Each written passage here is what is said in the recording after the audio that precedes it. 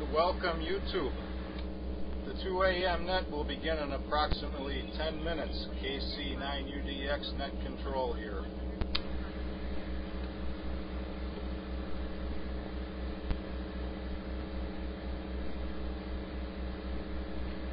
So sit tight for about 10 minutes.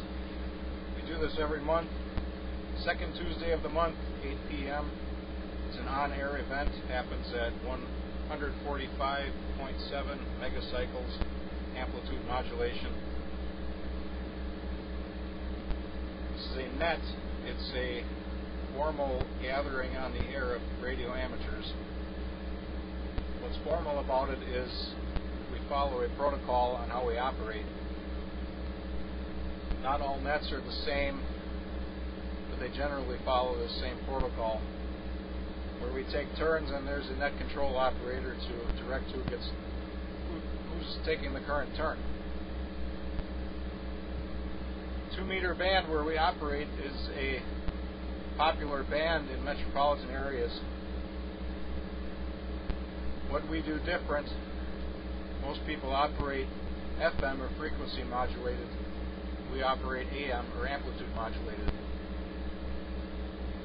It gives us a chance to operate in a way that most people don't.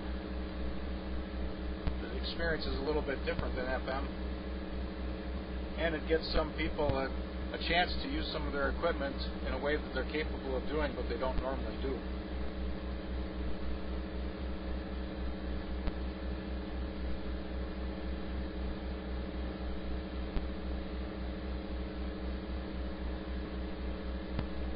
Our radio distance, we have approximately a 15-mile radius, a little bit more, a little bit less, depending on the station on either end. We generally have between 2 and 10 people. Just last month we started including somebody from much farther away, but he does not communicate with us over the air. He communicates with us over the internet, and I retransmit him over the air.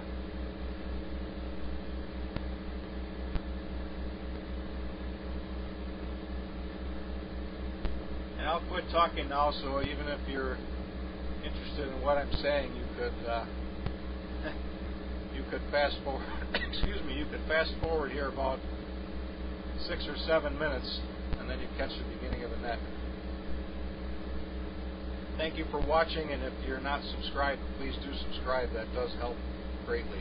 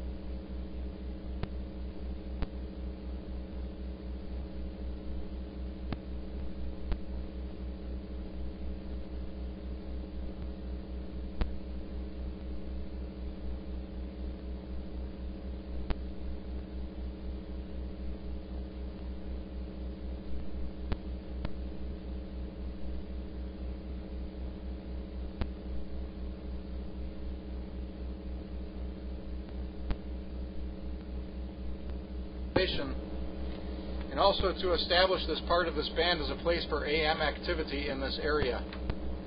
Everyone is invited to listen. Licensed amateurs who can do so legally are encouraged to check in. We listen in the AM mode and transmit in the AM mode where possible. If you cannot transmit in AM, we encourage you to listen in AM and transmit in FM. If you are transmitting in FM, please adjust your transmit frequency a couple kcs above or below from our receive frequency. This facilitates the use of slope detection, that is, demodulating your FM signal with our AM receivers. When checking in, please announce your call sign in standard phonetics. Again, this is KC9UDX. My name is Matt, and I will now begin accepting check-ins. Any stations wishing to check in, please come now.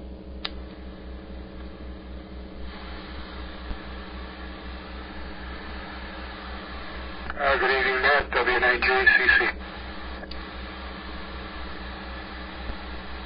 Good evening, Matt, K9FI, Jerry.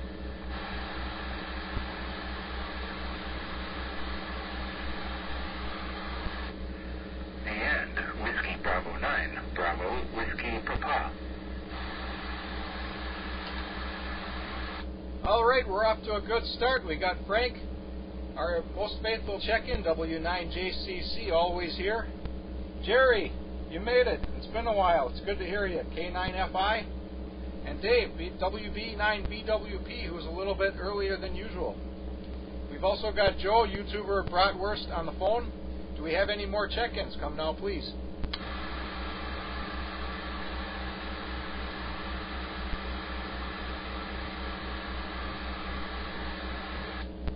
Well, hearing none so far. Here we are, another month. You know, I'd like to say I could have gotten some things done here. I came down here tonight and I realized last month I was going to investigate this microphone I'm using, which appears to be kind of like a shotgun mic. It is very, very directional, which is a problem here because I am the opposite direction from the radio. But I came down here tonight and I realized I hadn't done that, and you'd think I would have with all the time I've had. Still not back at work, home due to this COVID-19 business. And I'll tell you what, I've been busier than busy. You know, I talk to guys who say that they're retired and they don't know what to do with their time. I will never, ever have that problem. I have been so busy here. I've been busier than I've ever been, I think, in the past, I'd say it's a month and a half now. So that's why I haven't done that. I've been just getting all kinds of other things done, and if you've been following my YouTube channel, you've seen some of that.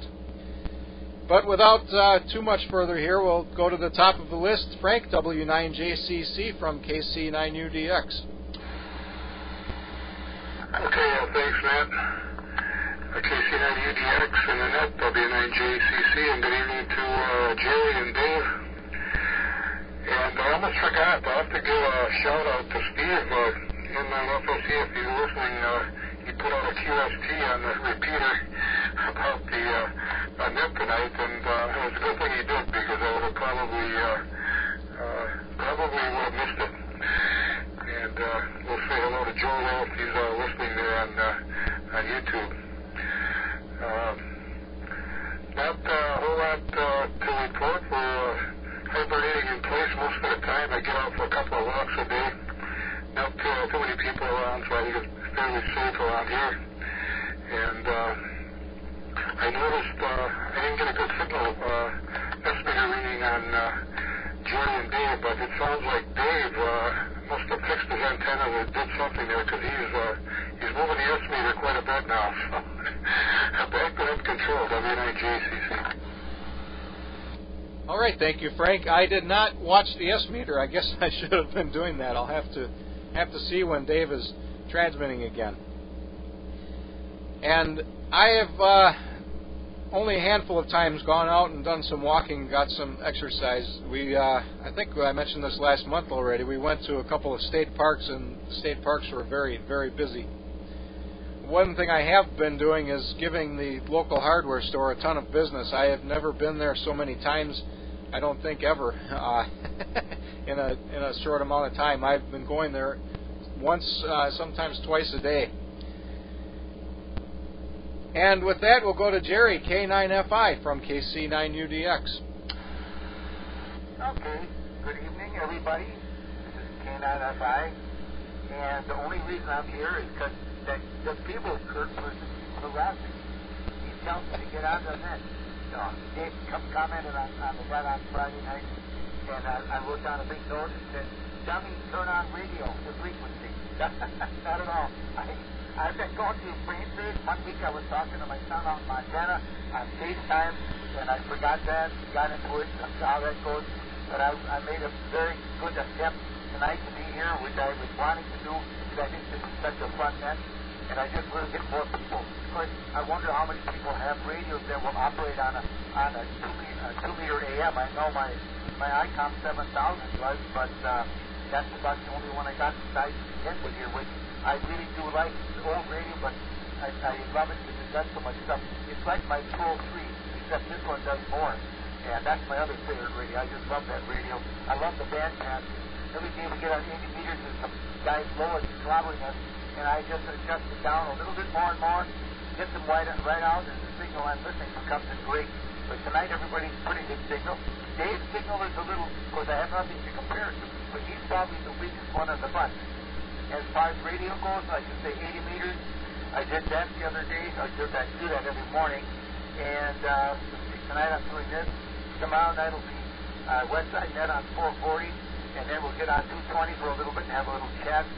And of course, on Mondays and Fridays, if anybody's interested, we have a little get-together at 9:30 on 50.160. We do it on Mondays and Fridays because Tuesday Sherm does it.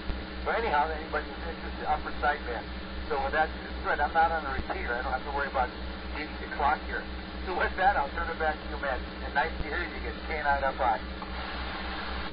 All right, thank you, Jerry. Well, I'm glad you could make it. I'll tell you what, I'm not sure if it's you or the band. When you started transmitting, I don't have an S meter. I've got a 0 to 10. You were a 6 on my 0 to 10. And then all of a sudden, at one point, you dropped to a 5, and your signal did get noticeably weaker. It's not bad in any way, but again, I'm just not sure if that's the band this happens, or if it's something going on your end. But we'll see when you come around again. Next we'll go to Dave, WB9BWP from KC9UDX. Okay, good evening all. As far as me doing anything to the antenna stuff, I tightened the guy wires, but that was a couple weeks ago, I think. Other than that, I haven't done anything on that, and I have been, in fact, I was outside all day today kind of surveying my off-center fed wire. It's all a long story from when I took things down last year, and that shouldn't have been affected except when I went to pull the coax out from running into the house, and then I found that the coax was nicked up pretty good in a couple of spots where it goes past the tree, and so replace that, bring it down to replace the coax, and then things just went downhill from there, and that then was when my back blew up, and I'll spare the rest of it. Speaking of the back, though, last week was potentially the last time at physical therapy. They said, okay, we'll give you a month, come back in beginning of June, and we'll see how you're doing then, and if it's okay, then we're done for now. I'll put that in there. I thought I was done 5 years ago, but anyway, I haven't been on the radio other than a few nets, only because I really don't have any HF antennas here. But I've been doing, I guess, other radio-related things. On Saturday, there were a couple of things going on the net. There was something called the Microhams Conference, which is a group of clubs out in the northwest U.S. area that have a digital conference every year. This year, because they couldn't meet, it was online. So so I watched some of that. It was live on YouTube. A couple of extremely boring presentations, and then they got into an interesting one, but then I couldn't stick around for that. And then also going on at the same time, even though they were 2 hours late, was Heil Sound was doing, and they called it a ham radio day. There was some factory propaganda and stuff, and then Bob going through his station and his philosophy on you should be doing this and all that. Some of that's pretty interesting. Some of it is just him, blowing his own horn, but I suppose I would do that too if I was in his position. Anyway, so that kind of counts. And Jerry talking about his nets. Monday night is an MSOE net, which only has a couple of students or alumni on there. I started checking into that when we had a meeting, MRAC meeting presentation a couple years ago from a guy that's a VP down at Mosey nowadays. He spent 10 years at JPL, and he was involved in Mars rover, early Mars rover things. Jerry was at that meeting. He probably remembers that. I figured I better start checking in over there, just to try to drum up interest on that side, and I've kind of kept doing it, I guess. And that always runs long because somebody will bring up a question and then everybody has answers to it and technical wise. And anyway, I'm guess going around in circles here. So the only estimator that I noticed or that I paid attention was Matt talking, and he was kind of S8, S9, somewhere in there. So with that, I'll send it back to Annette. This is WB9BWP. All right, thank you, Dave. And I'll tell you what, I've got an HF antenna up, but for years I've had this problem where every year it gets knocked down by a storm, and this year it's been up for probably 2 years. But my feed line is laying on the ground, and that's no good. And I got to make it a point here to prop that feed line up and at least try to get on the 10-meter net Friday night. I haven't done that, and I can't remember how long. That antenna is terrible for 10 meters, but I should at least be able to get into that net, I think. Even with the amount of losses in the antenna, I can drive a pretty serious amount of power into it too. With that, we've got Dale on YouTube. I'm hoping Dale will check in here soon. But first, I'm going to go to Joe Futureham, YouTuber known as Bratwurst, who is, I think, pondering changing his YouTube name, which is going to be very confusing for me. Joe, go ahead and take a turn. All right. I hope I'm reaching everyone good. Everyone else reached me pretty good. I can hear everyone loud and clear and understand everyone. Stuff I've been doing lately when I'm not doing the rather confusing online school is probably working on a 1967 Schwinn Varsity 10-speed bike, which I now have running safely. And it's rather enjoyable to ride. I took it for a little spin today with my GoPro on it, which I might upload to my YouTube channel later.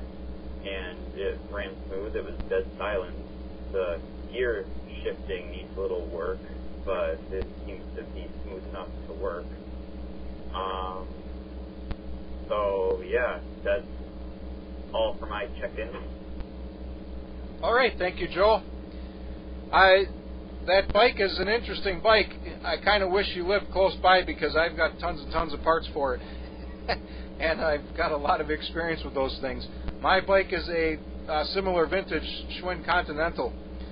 And I'll tell you what, the first things you need to do with that bike is just take the shifting mechanism all apart, put it all back together, and just lube everything, and then that will be working just fine. The other thing I would highly recommend is take those suicide brake levers off. My wife has a Varsity. I'm not sure what year that one is. It's got to be from that similar time. It's actually the bike I found in the garbage when I was 10 years old. And I just happened to notice that today that I did take those levers off there, which is a good thing. And if you don't know what I'm talking about, there's brake lever extensions that go up onto the straight part of the handlebars, and they're not effective. You can't stop the bike with them, and they're just really dangerous to have. That's why they call them suicide levers. Anyway, with that, I'll see if we have any more check-ins. Anybody wants to check in, come now, please.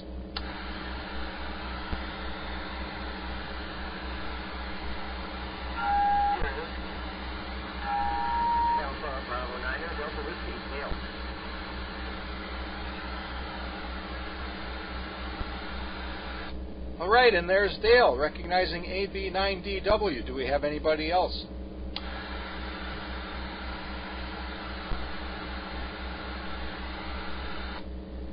All right, Dale, I didn't look at the S-meter, but you're very audible this month, so hopefully you can hear me okay. Go ahead and take a turn from KC9UDX. Well, you're just above the noise level over here, so I can hear you if I concentrate, but I'm not hearing you a lot easier if I just listen to the YouTube video. So there you go. And I did some work on my bike here recently too, and the bike I have now is a Trek hybrid bike, so it's kind of part mountain and part road bike. And it has a couple of significant updates from the older bike I had. The old bike I had shifter levers on the down tube, and that was pretty interesting too, especially when you were trying to downshift coming down a hill. And you only had one hand on the handlebar, and you had the other hand down on the lever up on the down tube. So yeah, that was pretty dangerous. What I have now is hand brakes that are out by the hand grips, and the shifting levers are out there too. So the shifting level for the big sprocket, the crank sprocket, is on the left side, and for the rear wheel sprocket on the right side. So I have all that stuff right at my fingertips now. I don't have to bend over and try and shift the bike. So there you go. Not too much going on radio-wise, but I'm having a lot of fun trying to keep everybody at school working with distance learning and all that stuff. So keep them busy. So with that, we'll go back to you, Matt, 89DW. All right, thank you, Dale. Whatever you are doing on your end is working extremely well. I think that's the best signal I've gotten from you in a long time, and your modulation is right up there. I can tell it's good because when I watch my meter, I can see your modulation. That's how I can always tell, when somebody's modulating more the way they should than some guys sometimes do. Anyway, I did have I can't remember the brand of the bike. It's an odd brand that's not around anymore. They were only in business for a short time. But I had one of these other bikes, and it was intended to be different than everybody else. And they had a really cool design on the chain. The freewheel was in the front instead of in the back. So you could shift when you weren't pedaling, which was really, really nice. But what I hated about that bike is, like you're saying, where the shift levers are way down there. You can kind of try to find them by feel, but it never seems to work. So you always end up looking down, and either way, you've always got one hand off the handlebars. Mine aren't quite that bad. They're not up on the handlebars, but they're not all the way down there either. So with that, we're at the bottom of the list. Do we have any more check-ins for the 2 a.m. net? Come now, please. Check. Yes, you do. This is November 9 Foxtrot Sierra Echo, New Berlin. And there we got Steve, N9FSE. Steve, you about blew my eardrums out. Go ahead from KC9UDX. And when I get it turned back to me, I'm gonna switch to headphones. And I'm sorry about this. A little bit of feedback. I was monitoring the VX6 as usual. I don't even know my power level. I'm pretty low power, I think, here today. I'll have to check what 706 says. And I didn't want to overpromise and underdeliver. I'm barely hooked in here with DC power. I've gotten the blessings from the tower owner, poorly mounted, one of the probably poorest mounted antennas here at the site, which happens to be a VHF antenna. And so it's probably not perfectly resonant, but it might be, as we say, good enough for today. So I heard Freddie go a little bit on the portable, barely heard him, because I wasn't set up with the mobile, but because I wanted to do this setup here to get out to the tower. So we got things dialed in on the big stick here for a change. So it might be heard far and wide around here, and we'll have to see if we got some other interest up in beating the drum amongst coworkers and friends and other hands all around here to get the net going. A little late because I was watching your last video showing us the roofing debacle. I can really relate to that on occasion. And various things at skills and even at home, but it's gotta keep them roast bass with the blackjack there, Matt. So really good to be able to be in here. I'll be in here for the duration now, and I'm gonna wheel a chair around because I got everything set up on a ladder. The power supply is on the top of the ladder because the power is up above me. I snagged the antenna off on the 38 cabinet. I got two string series adapters and one jumper to talk to the radio here. So it's quite the kludge, but happy to be out here for the monthly 2 a.m. net. So after a fun last month running around with the zombies, I was happy to be out here, and we'll see how everybody copies. I'll have some meter readings here shortly. I was able to take everything back to just non-amplified, non-attenuated, and things were looking good. What did I have? I think maybe you were like 40 over, and I'm sure we'll see that on quite a few people with the big stick up here in the air. From New Berlin, this is station N9FSE. Back to that. All right, thank you, Steve. Well, I can tell it's working. You're giving me an 8 out of 10 here. Nice and loud, so it's not quite line of sight. There's a big hill between here and there, but still, it's. I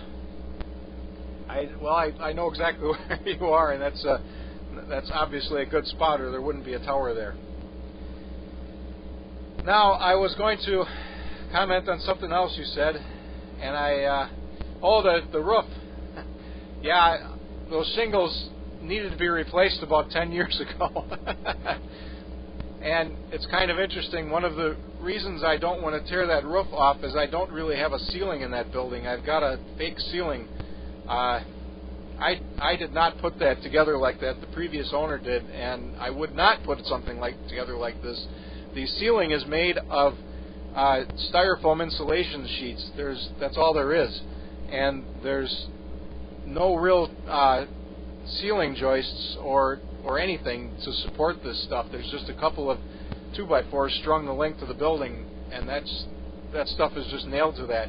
But the funny thing is, I've got a 17-inch color TV up there, a big heavy CRT one, given to me by a ham whose call sign I cannot recall.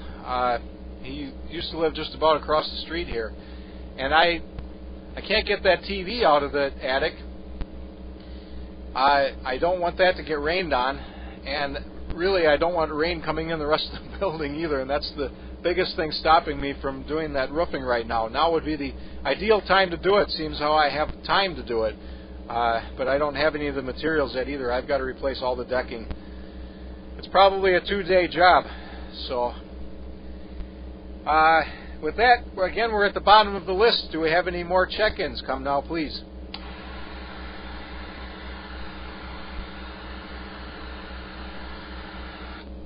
Well, hearing none, I was really hoping we'd get Gary W9TOF this month. But anyway, we'll go back to the top of the list. W9JCC from KC9UDX. Okay, thanks, Matt. KC9UDX and the net W9JCC.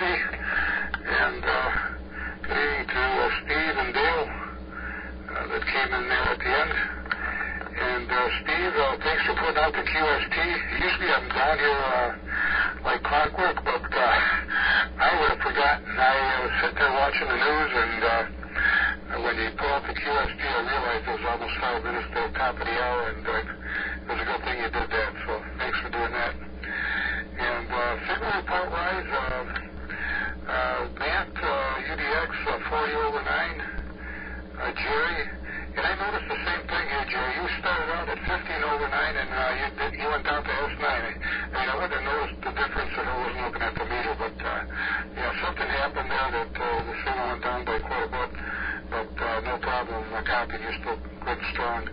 And Dave, BWP 5 and 7, I think that's about as strong as I've heard you. He used to be, would barely get an S1. Sometimes you wouldn't even move the S meter.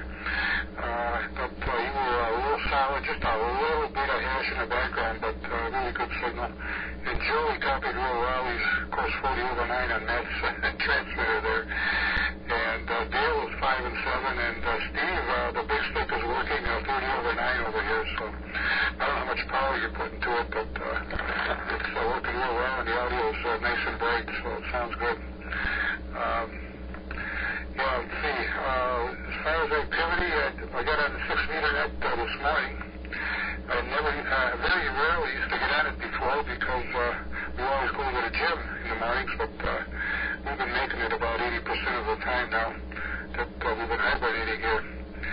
And Dave, I hope the back pain gets resolved there. I had that problem back around the year 2000, and I started walking. That was how I got out. It took about a year, but got out of it. Then I was real careful about doing core exercises to try to keep the core in shape. And we still do some of those, although we were doing some of those at the gym too, which we're not doing right now. So those are a downside to this sheltering in place business. And as far as bikes go, I haven't ridden a bike in a long time. I know when I was a kid, neighbor kids got the Schwinn bikes with the motorcycle handlebars, and we weren't quite as fortunate. Dad didn't have a lot of money, so I had a Montgomery Wards with the regular handlebars, but it was an okay bike. But we used to ride all over the place back in, in the late 40s there, mid-late 40s. And I don't know, I might have dropped out there. I don't know if my finger came off the thing or not here, so I better turn it back to net control. KC9UDX, W9JCC. All right, thank you, Frank. That's got to be a timer. I think that happens to you every month. I don't have a stopwatch down here, or I time it and see it. I bet you it's 2 minutes or 3 minutes or something. And you mentioned Montgomery Ward.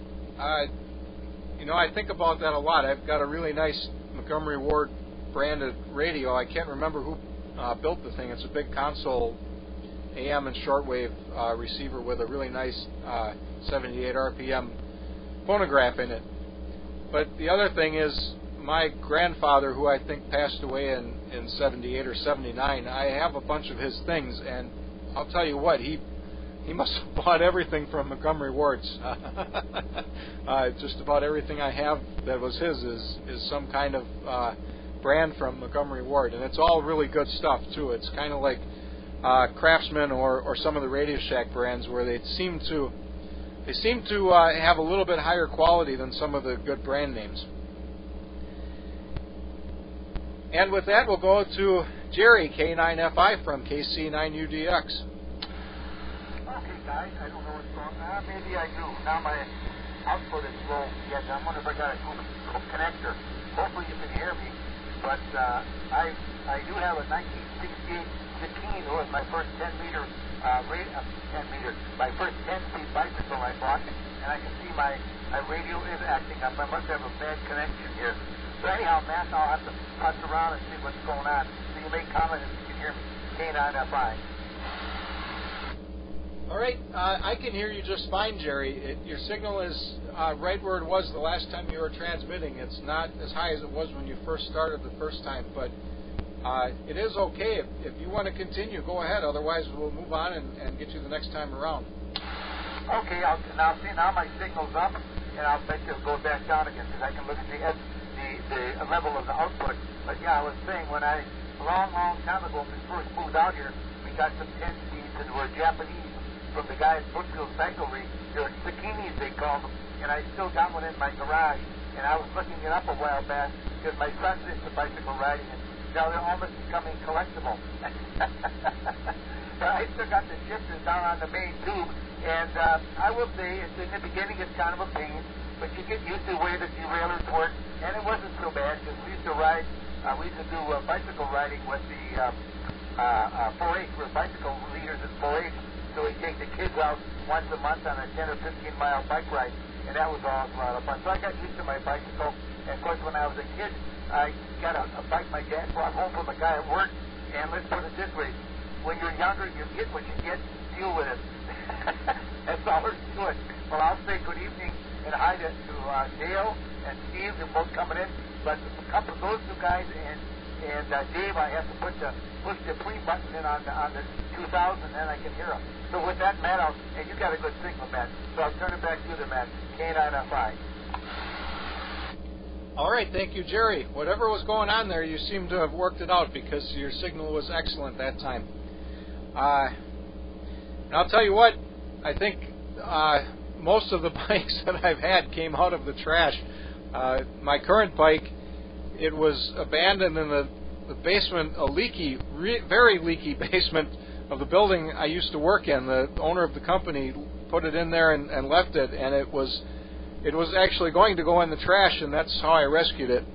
I kind of took a couple of before and after pictures, but I didn't really get a good idea of how bad it was. This bike was so rusty you couldn't see any clean metal anywhere, and now it looks just like any other bike. It's pretty decent shape. I've got a bike I had when I was a kid. One of my kids rides that now. It's a Schwinn Tornado. That's one of those with it was a fake motorcycle. It had the plastic gas tank and the handlebars like that and everything. It had like a number on the front or something. I don't have any of that stuff anymore. But anyway, I'll keep going on and on if I start talking about that stuff. So we'll go to Dave, WB9BWP from KC9UDX. Okay. Well, first, looking at the meter, Frank was S6, S7, somewhere in there. Jerry doesn't move my needle here, and it isn't always readable, so YouTube is handy there tonight. Then, of course, we have the opposite with Steve there. We sounded like he was transmitting into my coax from just outside the house. He didn't say what antenna or how high the antenna is that he's using there. But quite good, in fact, louder than Dale. Dale's just a couple of miles east of me. So, I guess this sounds like it could almost be close to a record here, right, for number of check-ins? That's good. Since I mentioned the Monday net that I'm on, I always talk about it there. But I frequently get the feeling that everybody tunes out when I start to talk and announce other things. That's just kind of the way it always is. It's like, that's the time to go to the bathroom, get something out of the fridge, like a commercial during a football game. I haven't ridden a bike in years, probably because I'm not sure the rest of my body goes along with that, so I haven't even attempted really. Going back to when I was a kid, I'm not even sure if the bike I had a brand. Nothing actually, pops into my head, and everything was replaced on it at one time or another. The seats were changed, the handlebars were changed, the wheels were changed, everything was changed on it. But that last year and the year before, my wife got one of the electric bicycles. It's technically it's an assist. It doesn't, it's not like you sit back and put your feet up and it'll drive you down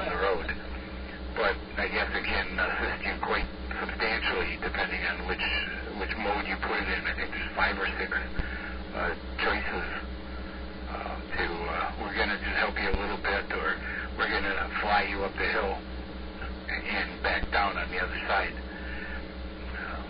But she wanted one of those, and so we got it. And what I did notice, we went to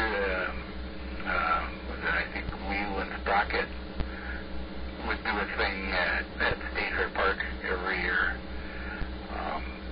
That all the various brands, no matter whose name was on it, if it was one of the electric ones, the electrical system was all the same. It was all a Bosch system, same batteries, same controls, same everything.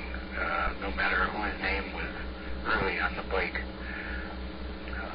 So I found that kind of interesting. And the thing about going over there is they actually have a track set up inside, and you can take a test drive on your bicycle.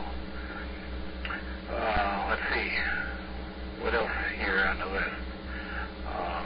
I guess nothing that I got to say right now. So with that, we'll send it back to Ned. This is WB9 BWP. All right, thank you, Dave. And those e-bikes are pretty impressive.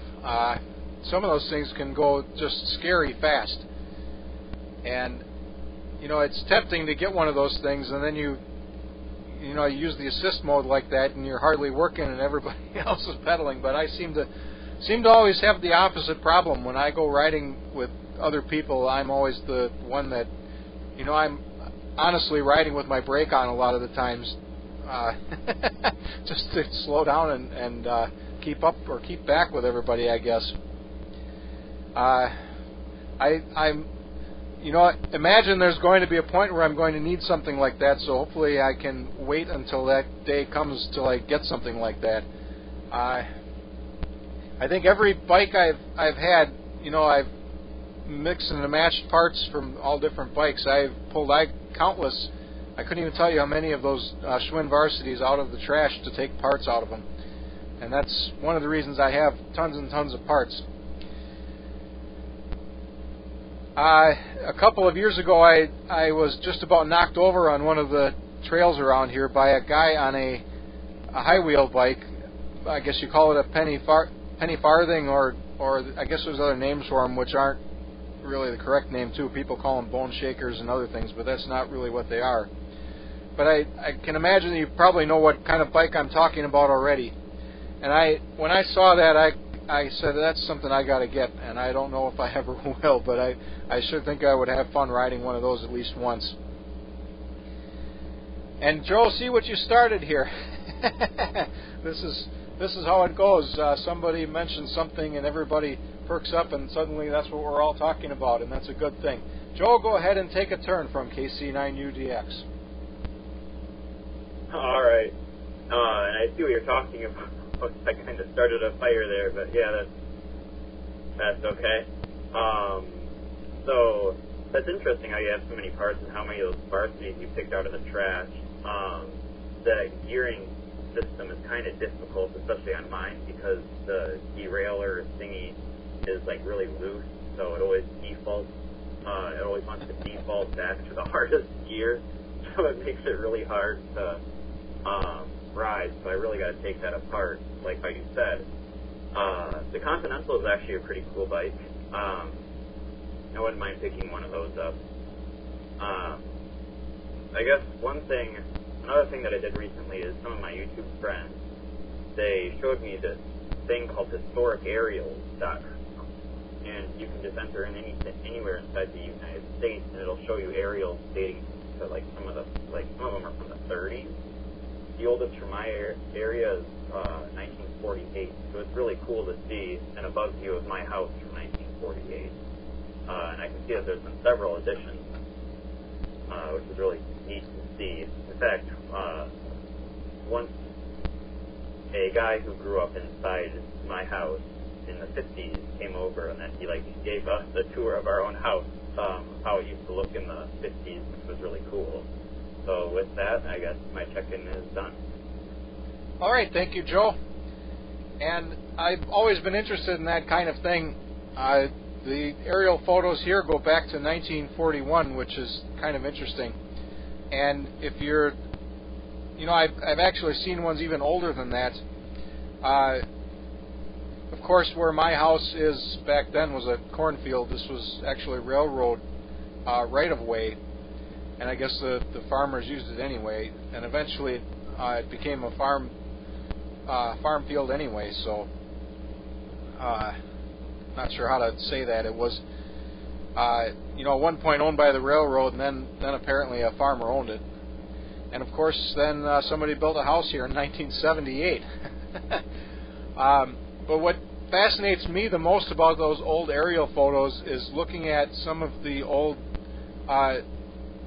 CCC. I can't remember what that stands for. Civilian Conservation Corps. I think some of the things that those people did during the Depression, just as busy work to do things. And one of the best examples I can think of is the overpass over what used to be Highway 164 in Waukesha, which is Blue Mound Road, where Blue Mound goes over Old 164. That bridge, that overpass, all of the concrete work, and that whole interchange was built long before those roads were ever highly traveled roads. And it looked exactly the same in 1941 as it did in probably 1999. Which doesn't make any sense if you look at the way it is. They really anticipated how it would work good, and it works really good the way it is. And it wouldn't have made sense to have it like that for all those years. Anyway, I'll keep talking if I don't continue down the list here. We'll go next to Dale, AB9DW from KC9UDX.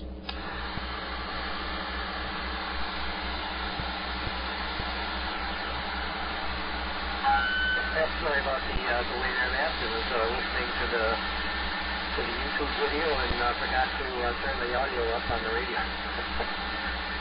A couple of things I remember from my childhood bike riding days. One is we used to live down on North Avenue, right around 18th and North, when I was about 10 or so, 9, 10 years old. And just east of us, down another block or two, was a Schwinn dealership. And they repaired bikes, and I was always in the back there by where they were repairing the bikes. And somehow I was always standing in the way. I was always in the midst of things, and so they were always yelling at me to get out of the way. So I remember that. And the other thing I remember was I had a 3-speed Schwinn, and it was a really nice bike. And of course, back then we didn't have any place to put it, so we just kept them in the backyard. And one day we went down there to get on the bikes, and the bikes weren't there anymore. Somebody had decided that they needed the bikes more than I did. So they took off with them, and a friend of mine's father found another bike for me. It was a 24-inch bike. The Schwinn was a 26-inch bike, and it was a single speed, so this was a 3-speed. So I made it my business to make sure that I was as fast or faster than any of the other kids in the neighborhood with their 26-inch Schwinn. And I got to the point where I would push down on the crank hard enough and pull up on the handlebars hard enough that I would break the gooseneck. So my friend's father would continually braze the gooseneck together to make it in one piece. So another 2 or 3 days later, I'd break it again. And then one day I decided I was going to ask my dad for a new one. So I gave me money to go up to the Schwinn store up on 58th and North Avenue and get a new one. And 3 days later, that was broken too. So I never did learn how to ease up on it a little bit. Anyway, that's from long ago. Back to you, Matt, 89DW. All right, thank you, Dale. And you'd like to think when somebody takes your bike like that they really did need it more than you, and unfortunately the case is usually they dump it somewhere after they've ridden it for a short while, and then you just never see it again. My brother used to buy bikes at the police auction, and so we'd end up with bikes like that they could never find the original owner. And I think it's a good thing that I didn't know where any bike shops were when I was a kid, because I would have got kicked out. I probably wouldn't have been welcome for very long. For whatever reason, all of the riding I did, I would ride probably about a 30-mile radius from home in every direction, I think. And I don't recall ever going to any bike shops. Maybe it was only because I just knew I didn't have any money and didn't belong there, I guess. But with that, we'll go to Steve, N9FSE from KC9UDX.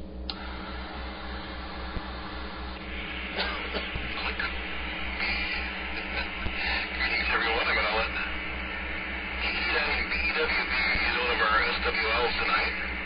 Co-worker, Dennis. It's KC9BWB. I got to let him know on text that I'm on. And get that texted up to him. And he's been advised, and he has got his 857. I'll have to take a break after my turn here, see if he copies here. And I adjusted just my power down from, it's got scales of 1 to 10 on the 706, so I bumped it down. Match a little more of my talk out to talk in type stuff. And there was a question from Dave, what's the antenna I'm using in the height? Well, again, I hear it's a business band VHF antenna, and it should be about 100 feet up the tower here on good ground here in New Berlin. So, and it's not appropriately attached. It's got some sort of a clamp set and some tie straps, and it was some sort of test antenna for somebody or something, and it became part of the other station here, and I was able to be told where it was, and I must have the right one if I'm getting out, I guess. I haven't put a meter or SWR meter or anything in line here because it's pretty close to the tower leg. So I might have a really odd pattern, but I might have the best talk out for the net here tonight. And very good at everybody with the bike talk here, and got the sample e-bike with the family. I don't know, I think it might have been, was it 2 years ago? I don't think we had gotten together last summer with it as a family, but we were up in Dark County and rented some e-bikes, and was even given an opportunity to purchase one through the ski area that I patrol at, and it just was a little too rich for me at the time. So being a GPAM, I did not get the deal on it. Maybe I'll have to keep an eye out for a used one sooner or later. But they do mountain bike park out at Switz there, so I do that a lot in the summer. We're looking forward to that again this year, and they regraded some of the trails. And I have a mountain bike I take out there, and it really has it's got no suspension, so it really has no business on the crazy trails that is the majority of them. Even the easy trails are a little above my capacity with my mountain bike, so I just go on. I do take it up the hill, and I just take it down some of the very easy runs that don't have any of the features or even anything else going. Try not to look too bad on it. Usually, lately though, I just go from one parking lot to the other with my old Schwinn that some friends set up for me real nice. And some of those same friends, they were just dusting their stuff off with all the virus stuff and getting fun going with some of their old Schwinn stuff and souping stuff up. So pretty neat stuff. Let's see. I think I heard something. Let's see if Dennis answered here. Good to hear from the whole lineup here tonight. Looks like he didn't. He says he hears me, but very low. So maybe I got to bump it back up to power level 3 from power level 2 here. So I guess it's 50 watts on 2 meters for the 706, and so consider it 20% now, and I was 30% before. And turn it back around. We'll see who else we got here. Why don't I'll take a standby, see if there's anybody. I'll put the antenna preamp on. Well, I do have a list of MIDI. I don't have Frank's here, but Matt, with this or either be, I got no preamp and attenuator notes here. I'll get Frank here shortly. He's pretty strong too. And Matt, I'm getting you 20 to 30 over with no preamp. I think at least 20 over for Frank. I gotta note that when he gets back in here. S9 to 20 over from Dave. Jerry is just about S1. He was my weakest station. Joe is, of course, same as Matt. And Dale, we got you at S6 to 7. So with that, let me take one standby for you, Matt. See if anyone else can hear me that doesn't hear you. And if anyone else wants to check at this time. This is N9FSE in New Berlin.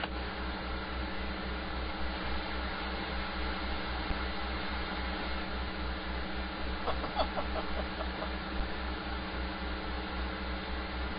and I don't know if anyone else heard him, but with the preamp on, I heard WD9B, WB in Wauwatosa. You can put Dennis down as Wauwatosa, and I don't know if it would be useful to have him give him a go, but why don't you take control again, and maybe you can ask if anyone else has heard Dennis and Tosa. This is N9FSE.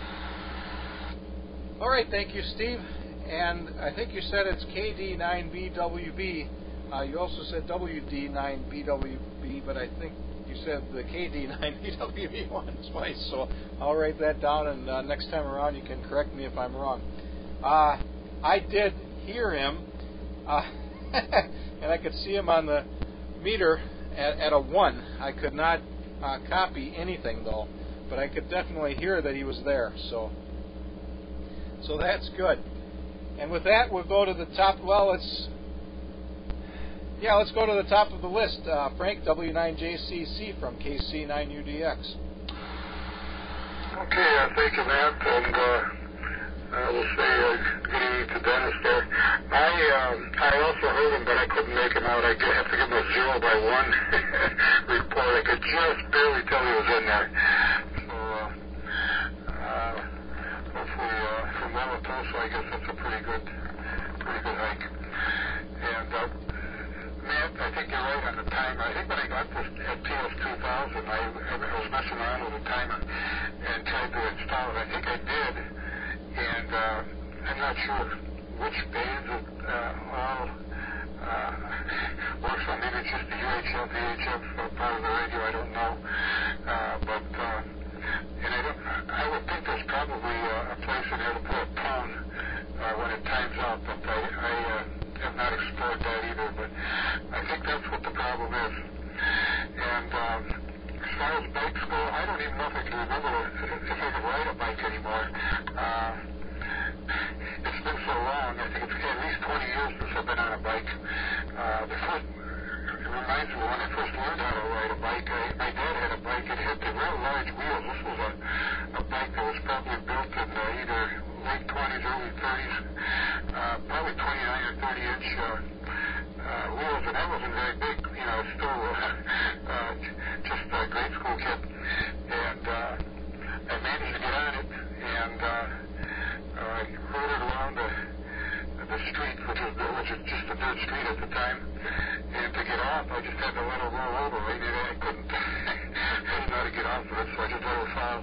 And that was the first ride. And then it wasn't much long after that he got me that Montgomery Ward's bike. And as far as Montgomery Ward's goes, we still have one of their radios here. So the one we had when it was from the mid-40s, an airline radio. It's just a little table model, and I replaced the filter capacitor on it about 20 years ago. Started humming, and it's probably due to be changed again, although it hasn't been used much, so I don't know if it's dried out or not, but it's still sitting over here on top of a bookcase. And let's see what else. Yeah, the CCC, Civilian Conservation Corps. Yeah, remember that? My dad worked on that, and they built a lot of the piers along Lake Michigan there. A lot of those short piers that go out about, I don't know, maybe 50 to 100 feet. And they will, you see them all along the lake shore. Anyway, I don't have too much more here. I think it's almost to the top of the hour, so I'll pass along my 73s and make this my 73 round, and good hearing everybody. And I timed it out again. So back to that control, W9JCC. All right, thank you, Frank. Yeah, we won't keep you. I don't know how long we'll keep going here. My time is unlimited tonight, but I'll say 7-3 to you. Thank you for being here as always. And I'll tell you what, those the CCC, you know, that's I think a forgotten part of our history. A lot of the things that I see that they teach in schools, you know, that's one of the things they could be teaching. You know, those people got an amazing amount of things done, and the quality of their work is pretty astounding too. And I've been playing with the f-stops on my camera, and I got to quit doing that because there's such a lag on YouTube. I can't tell what I'm doing. I may have completely blanked out the video. Anyway, next we'll go to Jerry, K9, excuse me, K9FI from KC9UDX. Okay, everybody. Good evening to KC9BWB and N9FSE. Steve, you come in marginal signal here, but the problem is right adjacent to my antenna, there's a hill that my neighbor's house sits on, and there's another hill to the east. So that's why you guys are not going to get a good signal out of me. But Frank is coming in with a good signal. He's the best signal. He's kind of southwest for me, and Matt is coming with a good signal. But everybody else is kind of marginal. In fact, to hear you guys, I have to put the amplifier on it, the preamp, then I can hear you, because I'm surprised at how well it works on this radio.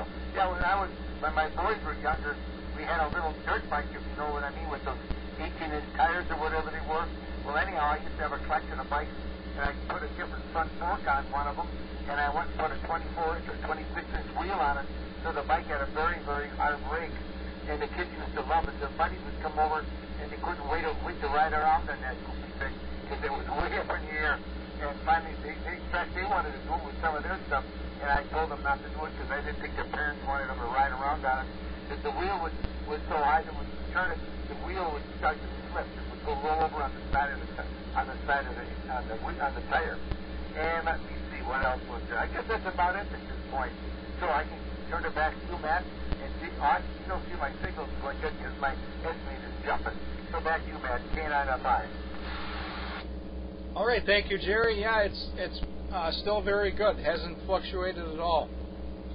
And with that, we'll go to Dave, WB9BWP from KC9UDX.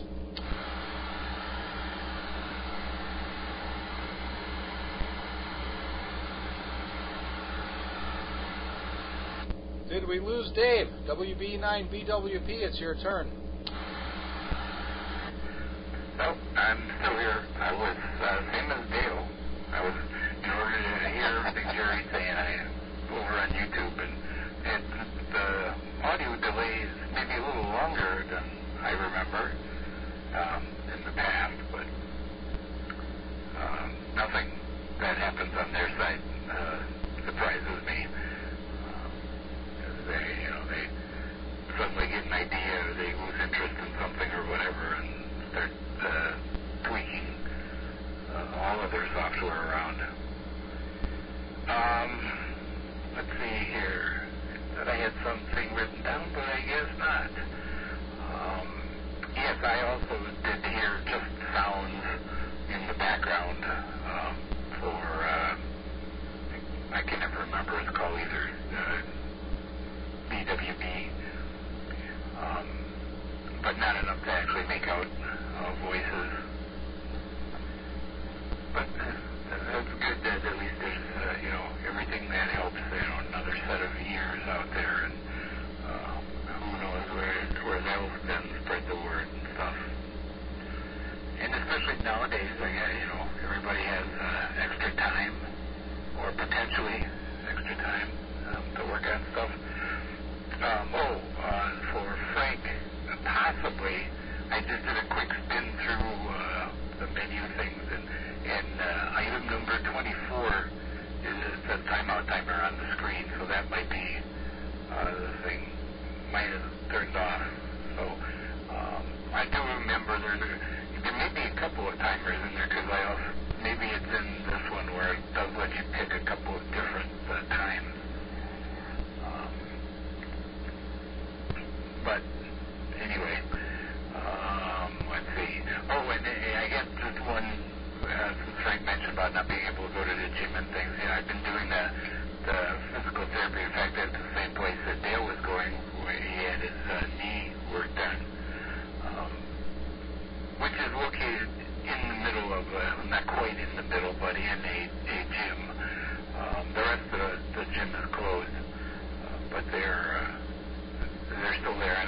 And when people would say to me, well, really, aren't you worried about going over there and stuff? And I said that's probably the cleanest place there is, because literally as soon as you let go of something or get off of something, there's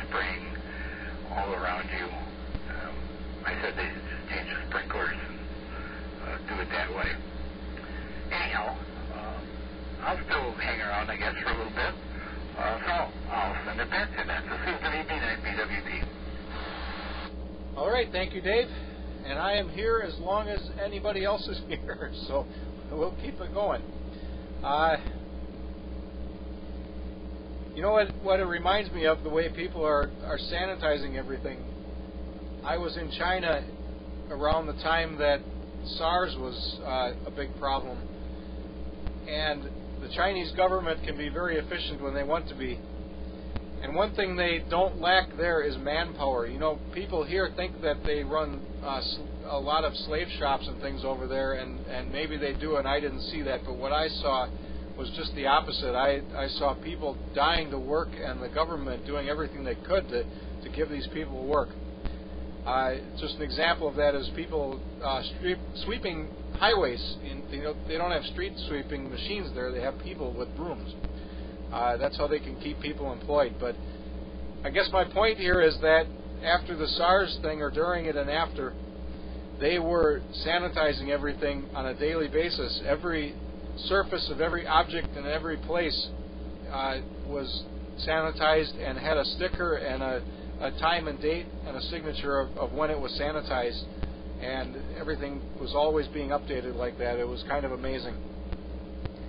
I think I've got the camera figured out. I'm trying to get it for whatever reason. The video quality seems to be okay right now, and I'm not sure what changed. It's usually pretty lousy. And I'm trying to get the f-stop set so that you can see the S meter, and I may have the focus out of adjustment for that. I'm not sure. It's almost impossible for me to make adjustments with the lag on YouTube right now. And with that, we'll go to Joe.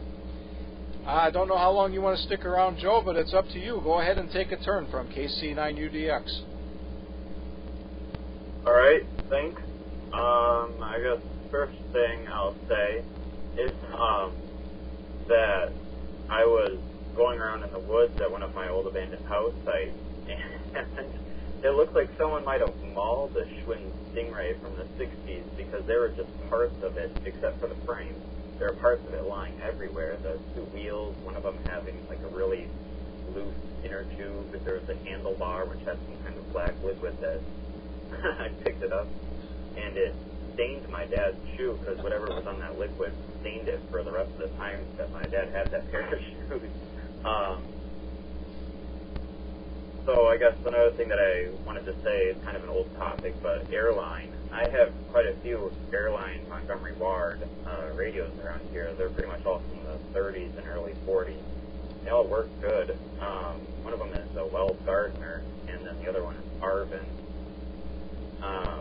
And I have another one, but I'm not sure what it is. It's by Arvin or something. But they all seem to be decent performers, especially my 4-tube one, which performs really well.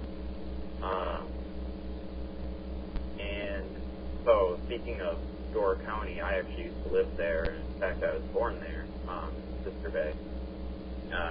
And the last thing I'll say is the topic of like stolen bikes and scooters and stuff. A friend of mine and I we took some scooters that I had out to a little patch of woods to go look for some bottles and stuff. And we went back to where we left them, and they were both gone, which means that somebody stole both of them. We filed a police report, and nothing ever came up from it. Sure that stolen scooters is a very big priority, but I would have liked to get them back. So yeah, they were probably, either if they were found, they were probably sold at an auction like that, or else maybe they was just abandoned after being used a little while, like how you said. So with that, I guess I will be turning it back to you. All right, thank you, Joe. And as far as scooters, I don't think scooters were even something people had until about 20 years ago. I could be wrong about that, but I never had any experience with those until my kids had them.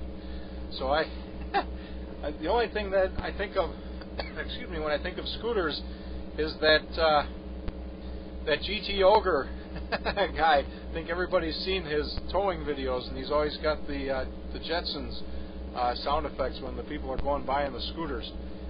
And what you see in his videos a lot is something that I guess probably happens everywhere, where you have these rental scooters that people rent and then they just ditch them. They don't bother to return them. Anyway, next we'll go to Dale AB9DW from KC9UDX.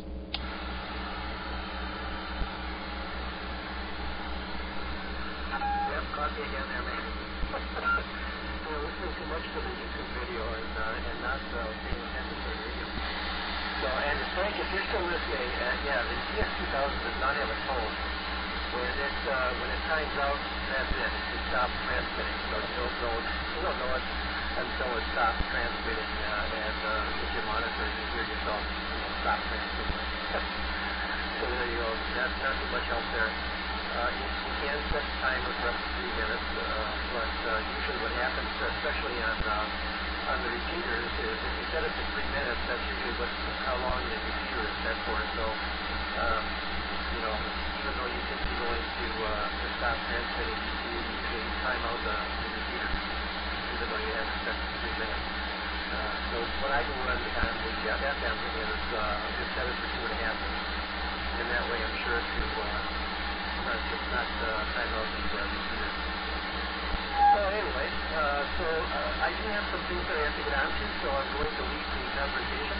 Thanks again, Matt, for putting this on. I really appreciate it. Giving me an opportunity to play around with the radio here and some of the audio equipment I have spread around the table here. And thanks again.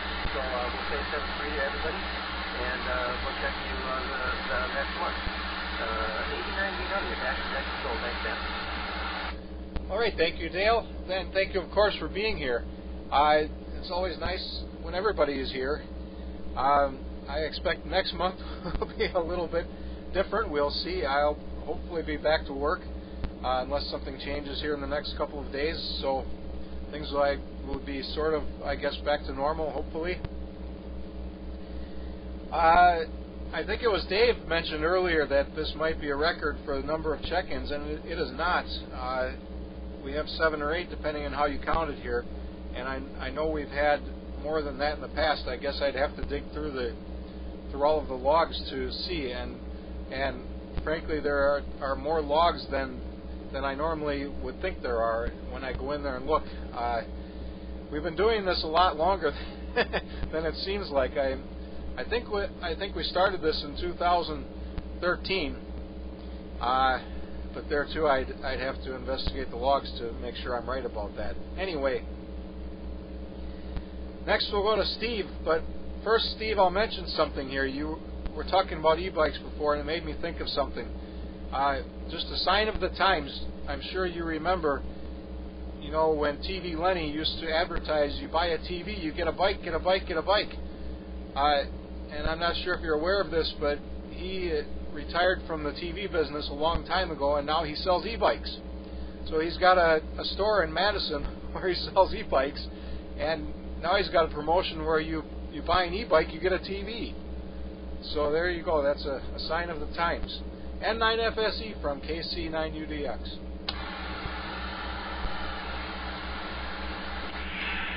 Taking a standby to see if there was anyone going to get in between. I'll take one more break real quick.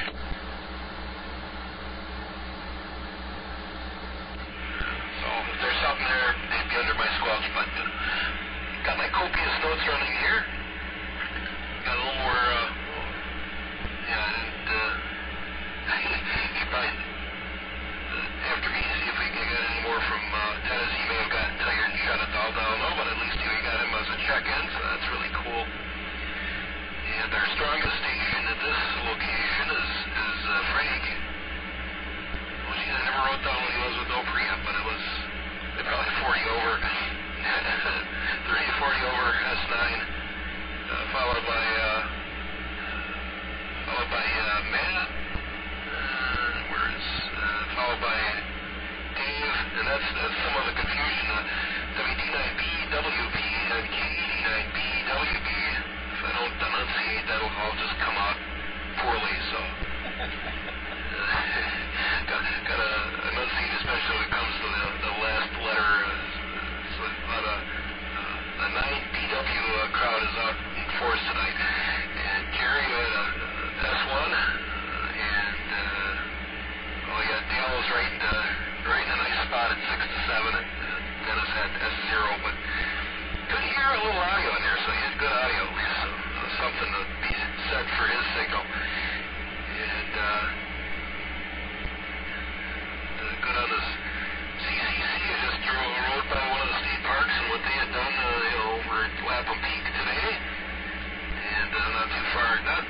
far from there now, but I'm not in that neighborhood.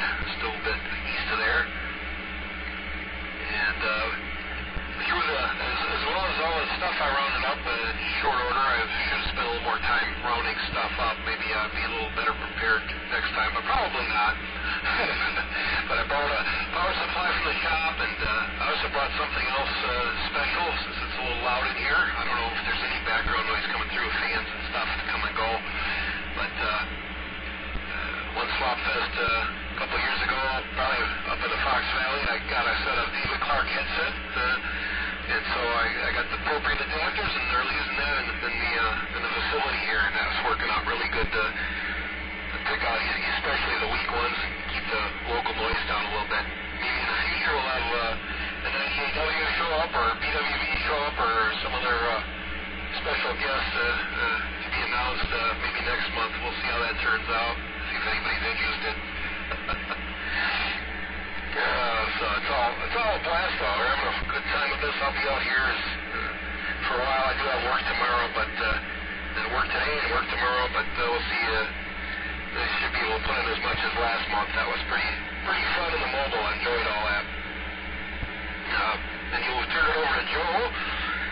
And he mentioned his abandoned house site, and I'm sure it's probably nothing like that, but I'm on a Facebook group called Abandoned Wisconsin, and I don't know, somehow I tripped across it because a friend's old shop was on there because of the sign, and I texted that over, and then I joined that group and explained that the company was still going, but they're not at that location, and on, so stuff from all around the state and then out of state once in a while, sometimes some interesting stuff in there, and usually people fighting about people that just trespass or trash places and whatever, but that's always, it's a little eclectic, so it's worthy of a check out. Yeah, pretty good on your old radio show, Monty Ward's and the Gardner. I don't think I've heard of that one before, but Arvin, I think we had some transistor ones as a kid, or at least one of those, and enjoy Door County quite a bit, so it's pretty cool. I don't know if I know anyone other than you from Door County, so that's pretty cool. And what do I got here? I got notes at the bottom, something about video. Matt mentioned GT Ogre. I'll have to see if I get a chance to look that up. And I think the scooters that they dump everywhere are the Lime scooters, so I got that going. And TV Lenny. I think I have a TV Lenny e-bike bag from the Energy Fair that I attended a couple of times, or 3 times or 4 times ago or something. So I was aware that he's in Madison selling the electric bikes, and that's definitely an easy way to get around. Get a little bit of pedaling, but the results are quite a bit more than just pedaling alone would get you on a standard bike. So I do enjoy the heck out of the e-bike. Do love that. And nobody said I should crank it back up to S3, so I guess I hope the S2 is doing it for everyone tonight. With my David Clark headsets, the IC706 Mark IIG, and the Astron RS something or other that I grabbed out of the shop that I got to get back in there in the morning. And I got normal everything up when I get out of here. Right now I got the phone on charge. I'll have to check that. So with that, we'll set it back up. Maybe you can, I probably should send it over to BWB, see if he is still with us tonight. So I'll leave my headphones on 1 second here and see if Dennis is still out there in Wauwatosa. MIFSE here in beautiful New Berlin.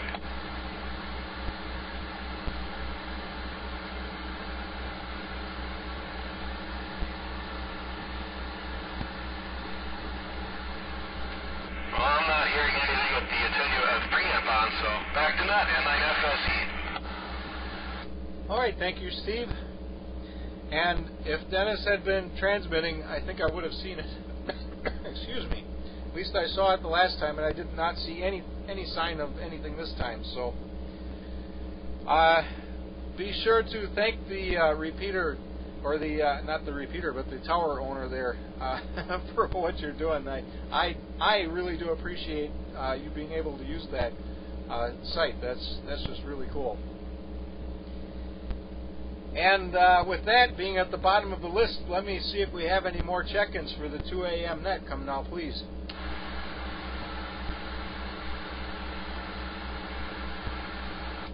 I wouldn't expect anybody that late. but you never know, so I have to try.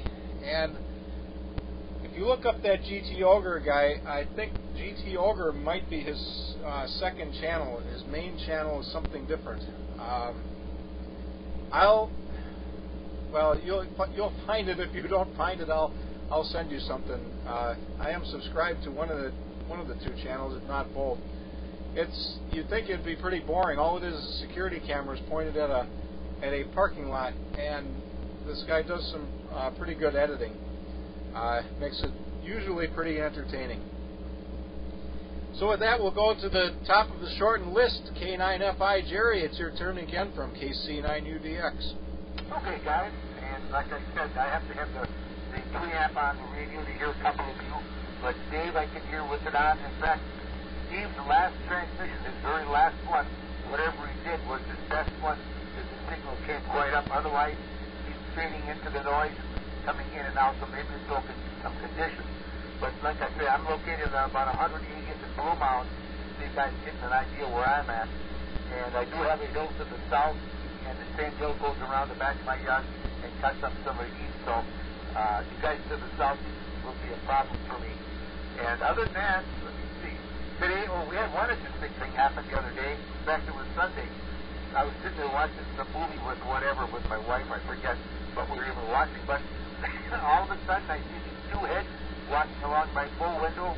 I'm about right alongside of it. And here I had my two sandhill cranes were walking around my driveway. They are just the pair that's been coming back for about the last 4 or 5 years, I would say. And they go down by my neighbor's house mostly because he's got a little feeder down there, and that's where the turkeys were walking around the yard yesterday too. In fact, one day I came out, my neighbor called me up and, "Hey Jerry, look at your car."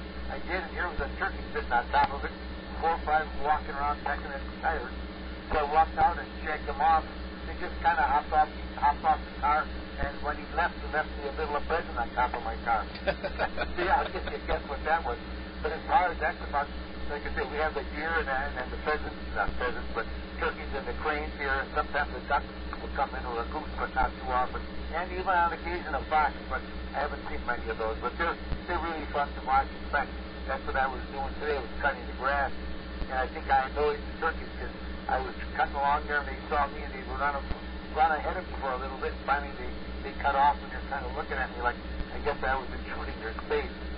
But otherwise, not much going on here. In fact, I was watching a little TV tonight, and then I had to let myself on those to come down here to be sure it got down here. Otherwise, I'd have probably been sleeping by now. But you guys are talking about what life is like when you're retired. You're seeing what it is. We stay home quite a bit anyhow. Of course, I can't run around as much as I usually do. I don't go to meetings unless they're on Zoom and stuff like that. And otherwise, sitting around the house working on projects in the garage and doing stuff. And not, like I say, it's not as active as it used to be. Because now Dale, he's on a different angle of the game. He's a pretty busy guy. But I hope the seat is what he signed off. I hope the seat is working pretty good. But my knee, I got the shots in it, and it's not working very good at all. It's kind of a pain in the knee, let's put it that way. So back to you there, Matt. K9FI.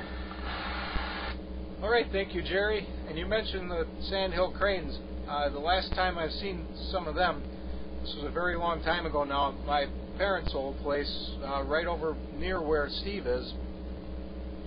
I used to be able to see out their back window in quite a ways, and they had built a new subdivision behind there, and you could see directly into where these houses were.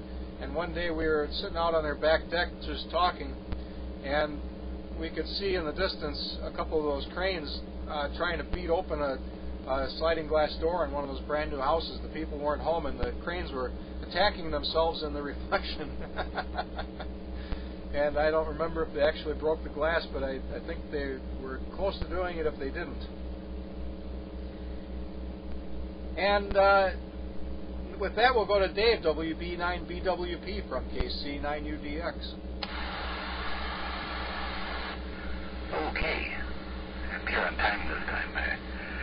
I figured it was time to switch back, and so I jumped over. So I missed the last few seconds there, Jerry. I think I was going to mention last time. I forgot that one. I was we're talking about timers, a friend brought up the timer on there. I always have to still tell the story. These are a couple of hands that aren't with us anymore, but one of them in particular would he would constantly time out repeaters, and he was on MRAC repeater one time, and I had to jump in and correct them. He seriously believed that timers on the repeaters were part of a conspiracy because people didn't want him speaking his mind on the radio. And I jumped in and told him, no, there's a rule that says the unattended transmitter has to have a timer on it, so it doesn't run more than 3 minutes. Oh, really? I didn't know that. He really believed that he would expound on that, about how that was just part of a conspiracy, so we wouldn't have to listen to him talk. And talking about, this is from also a couple of rounds back, talking about old houses or what your location might have looked like. I grew up in really kind of a dumpy house in a neighborhood that wasn't really great, but wasn't really bad at the time, and it's gone continuously downhill since. But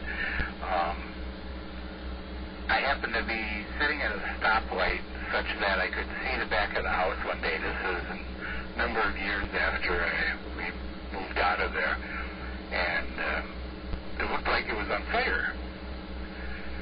And okay, fine. And then a friend of mine was working at a restaurant in West Dallas, and every once in a while I'd stop in to see him and scrounge up some free food. But I go up there to see him one day, and he says, "Hey, didn't you live in this house over there?" And I said, "Oh, yeah." He goes, "Yeah, we got a waitress out there. She lives there now." And so she came over, and we were talking, and I mentioned the fire, and she says, "Oh, yeah, that's right. That was my grandmother who was trying to drive the evil spirits out of the house, so she was up in the attic and started the house on fire." And I said, "Oh, maybe it was some of the spirits from when we lived there. I don't know." But anyway, and you mentioned about crazy Lenny and the get a bike and stuff. We didn't get a bike, but right after my wife and I got married, and we needed some furniture. They didn't have any stores yet in Milwaukee. We went out there for one of their sales and got a couch and love seat and a couple of end tables and stuff. And with that, you get a free grandfather clock. And we got the clock. Unfortunately, or fortunately, it's been a number of years. All of their furniture has since moved on, and the clock eventually died. And it was okay, but it wasn't like some really fancy one. So we just, okay, fine. It's busted. Tear it up. Throw it away. And, it covers the stuff on my list there, so I'll send it back. This is WB9 BWP. All right, thank you, Dave. You really gotta wonder about the quality of a free grandfather clock. A halfway decent one is a couple grand anyway. Well, American TV sure is long gone. They got a go-kart track in a church, and I don't even remember what all else in the one over in this area. Anyway, let's go next to Joe. Joe, I'll give you a turn again if you're still with us. I'll go ahead from KC9UDX. All right, yeah, I'm still here. The story about those cranes banging on that door was pretty funny. It reminds me that my dad and I typically take walks at night, and there's a sandhill crane, or a couple of them sometimes, and they're always down by the lake, and we can sneak up on them. So that's always kind of cool. They typically see us, and then they kind of hide in some cattails, but we can get pretty close to them. And that was an interesting story about that. how was the old lady trying to drive the spirits out. So I guess with that, although it was kind of short, that's my check-in thing. All right, thank you, Joe. And short or long doesn't matter as long as you're here. I was going to mention before, and I forgot, the Ward's airline radio that I have here. Well, you may have seen a YouTube video I made of it. I don't even recall. I'm not sure if I made one or not, but it's from 1947. It's a floor model, very nondescript console.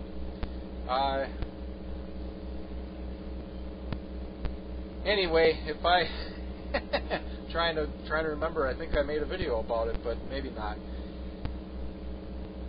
So let's go next to Steve, N9FSE from KC9UDX.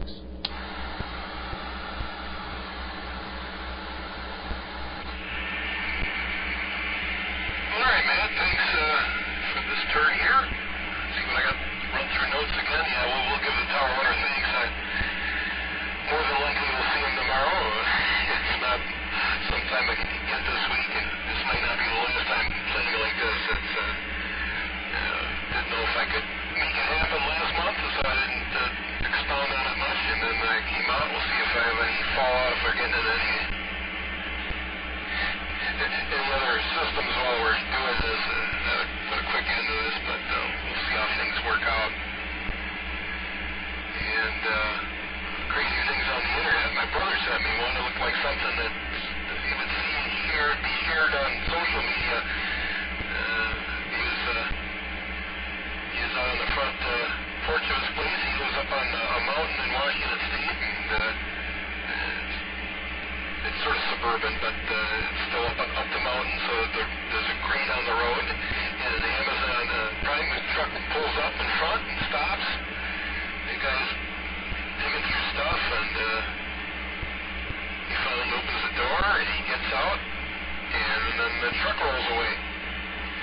And my brother had some security cams, and he had all of the truck disappearing on video. The guy chasing after it, and he wasn't about to catch it. It was moving pretty good. So word is that no animals or no people got hurt. I still haven't heard how the van made out, and the rest of the packages might be a little delayed for that one. But that was just Sunday. That was pretty wild. Jerry talked about being retired. Yeah, I guess we had a dose of that, and I'm starting to get back into the work thing again. So I don't want to be retired yet, but I don't want to work full time yet either. But we'll work into this and see what the rest of the year holds for all this kind of fun stuff. And very good on Zoom meetings. Everybody's getting more of those in. A lot of hand groups are definitely doing that. We started even as a ski club. We're not very much of technical types, but just before it happened, we did our first Zoom meeting, and then it turns out that I don't know if we had another in-person one between, but our last meeting was also on Zoom, so that's some good stuff. And greens, I usually see those out at the ski hill, although sometimes on drives around, and they're always cool to see them and all these other raptors and other birds out there and other critters from time to time. Peter Tigers, grandfather cocks. I got a lot of notes here. But spirits being driven out, I got a comment on that one. It seems like a lot of the repeaters in the area, they got some really rough spirits on some of them. People have got to tenderize them, and it's just amazing. It's like, okay, they work. Don't forget your call sign. What else do we got on the list? That's probably about all, but I got to check the clock here. We'll really happy to hear the whole crew in here. Maybe I can expand upon my station here. Next time I'll have to also bring a big speaker with a switch so I can switch easily between the headphones and the big speaker. I got 11 AM with the big speaker, and maybe I got to figure out what else we can do. Maybe I'll try some other radios too sooner or later. But there's a good exercise here once again for another month. I really happy I could access at this time, and we'll see what the next month holds for us. And if I can do this tonight, I'm planning on being back around again in a month, and like I say, we'll see who we can steer out of the woodwork. Maybe we'll get a special guest, but usually if you plan on that, there'll be nobody here but me again. Pat, back up to net. UDX and the 2AM crew. This is a 9FSE 145 700 megacycles over. All right, thank you, Steve. And you remind me, I think about this all the time. I have a big speaker in here that I used to have hooked up to this radio, and I think I disconnected that when we started doing the YouTube thing. Maybe with this extremely directional microphone, I have a really good excuse to put that speaker behind me and plug it back in again. But of course, I'll never actually get around to doing that. I can't even get the microphone straightened out. And I'll take Dennis off the list here. I won't be able to get a hold of him anyway. I think I've met him at some point in the past here. That call sign sort of rings a bell. And with that, we'll go to the top of our shortened list, K9FI from KC9UDX. Okay, guys, this is K9FI. I don't know what Steve N9FSC did, but his signal is the best I've heard it, and sounds good. Not a lot of signal strength, but nice audio. Let's put it that way, Steve. So you're sounding good. And before you guys are talking about scooters, well, I rode bicycles until I got a hold of a little motorcycle. I had a 125cc Harley, the old one in 1951, and I bought that for $150 or whatever. And I had to repair the engine because it had problems. The gear was smashed and the rods were shot. But anyway, I got it repaired and enjoyed riding around that for a couple of years. I didn't get a driver's license. I had temporary license for a couple of years because I couldn't afford the car insurance. My dad wouldn't let us use his car, so I had my motorcycle. And then, in fact, even after a while, I got a old 1946 EL Harley, a 61 cubic inch twin, and rode that around full time, year round, and without a sidecar, just engine guards on it. And sometimes I would look like Frosty the Snowman, all covered with snow, but I mean, and salt, I should say. And you guys are talking about scooters. Well, way back in 1962 and 1958, when I was in high school, guys had Cushman Eagles and Super Eagles. So scooters were around quite a bit. And then there was other Cushman scooters that were little seatbelt drive jobs with them. The kick pedal started in the front step. You step down on it, started up a little 5-horse power putt. And my buddy Tom had one, and we drove all over the place. We used to make an annual Saturday morning ride with all the local motorcycle shops. In fact, we used to go down to 27th and Fond du Lac and Sears going to automotive area because they had big motorcycles there. And we'd be cruising over them and looking at them and thinking someday we would have one. And of course, most of it did evolve into something better. And I haven't been riding for the last couple of years because I'm getting old and not as steady as I used to.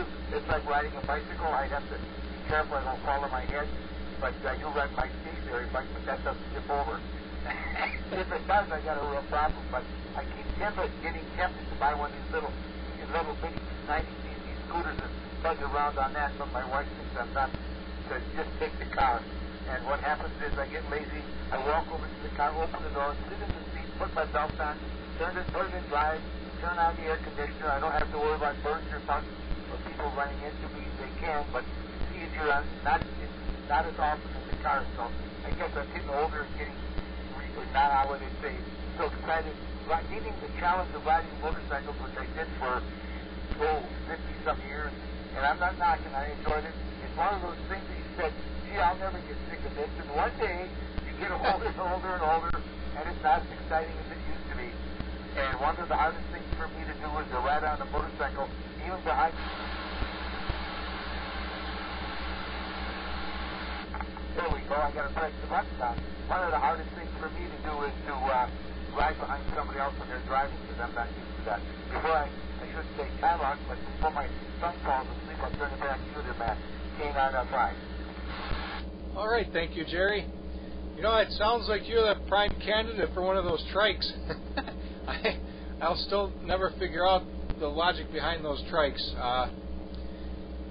It seems terribly unstable to me. You know, they got rid of the off-road three-wheelers for a reason. You know, you see a lot of these custom bikes where they've got two wheels in the front and one in the back, and that makes a heck of a lot more sense. I don't know why you know, the manufacturers don't make something like that. I think they'd sell a lot of them. And anyway, let's go next to Dave, WB9BWP from KC9UDX. Okay.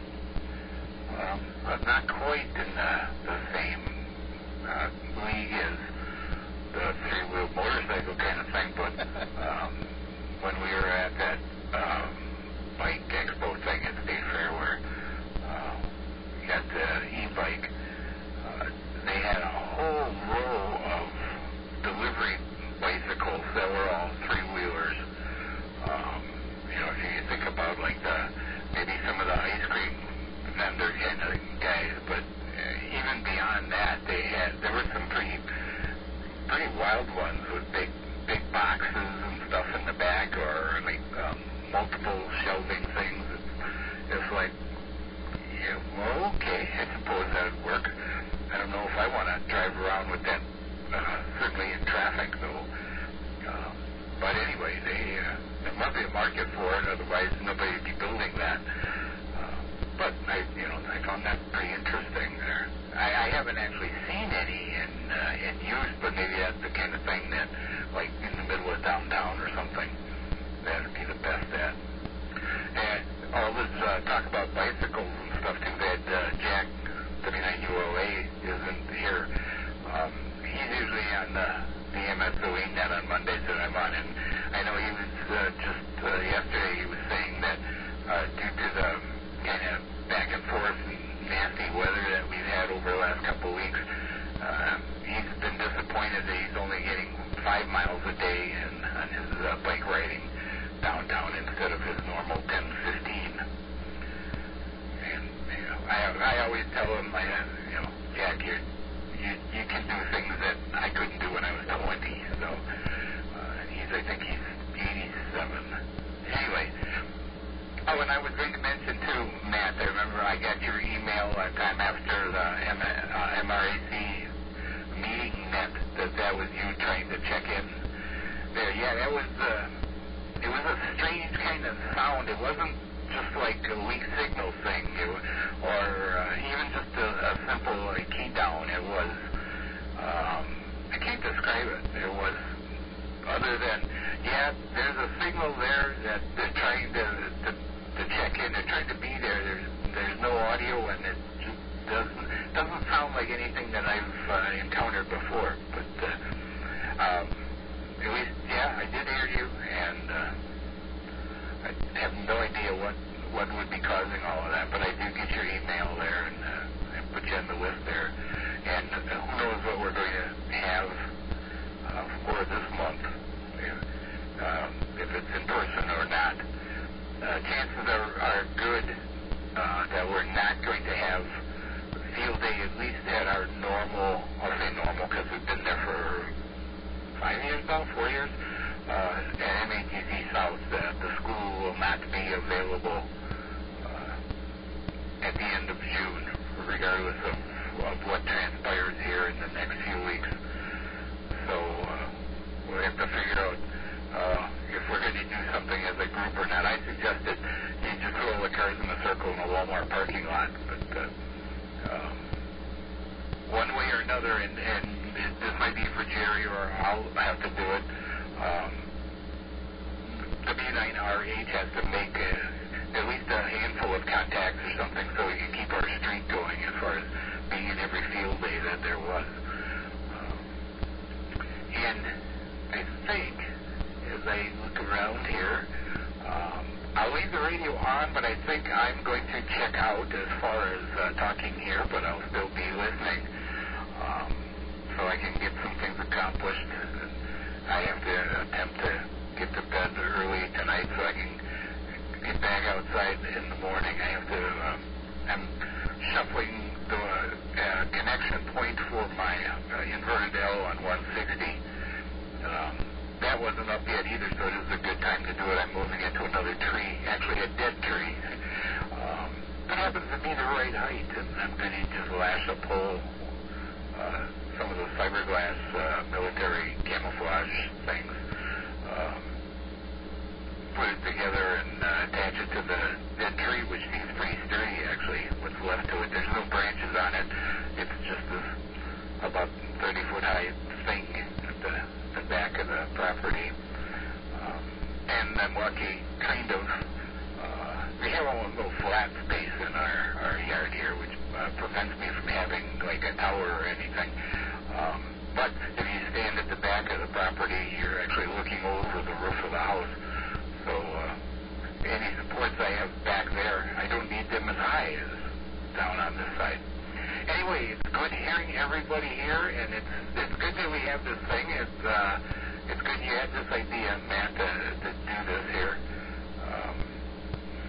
It may be an old mode, but it doesn't matter when it came up. It's just something different. It's something else to explore, and another thing to play with. And that's part of what we do. So, 73 to everybody that's still listening somewhere. And like I said, I'll still be receiving, but I'm going to try to get something else done down here. And so until next month or sooner for some of you folks, this will be WBWP. I'll send it back to them. All right, thank you, Dave. I'll say 7-3 to you. And I really appreciate your comments about the net, especially because I remember very clearly before starting this up, several naysayers, I don't actually remember who these people were, but people telling me that I shouldn't even bother because this will never work. Nobody will ever want to do 2 meters AM. Well, frankly, we did go through a couple-year period where I couldn't get anybody to check in, so we are doing good now, though. You mentioned Jack W9ULA, and I haven't heard him on the air because I don't listen to 2 meters FM much. I haven't heard him in I can't remember how many years, but I remember like it was yesterday.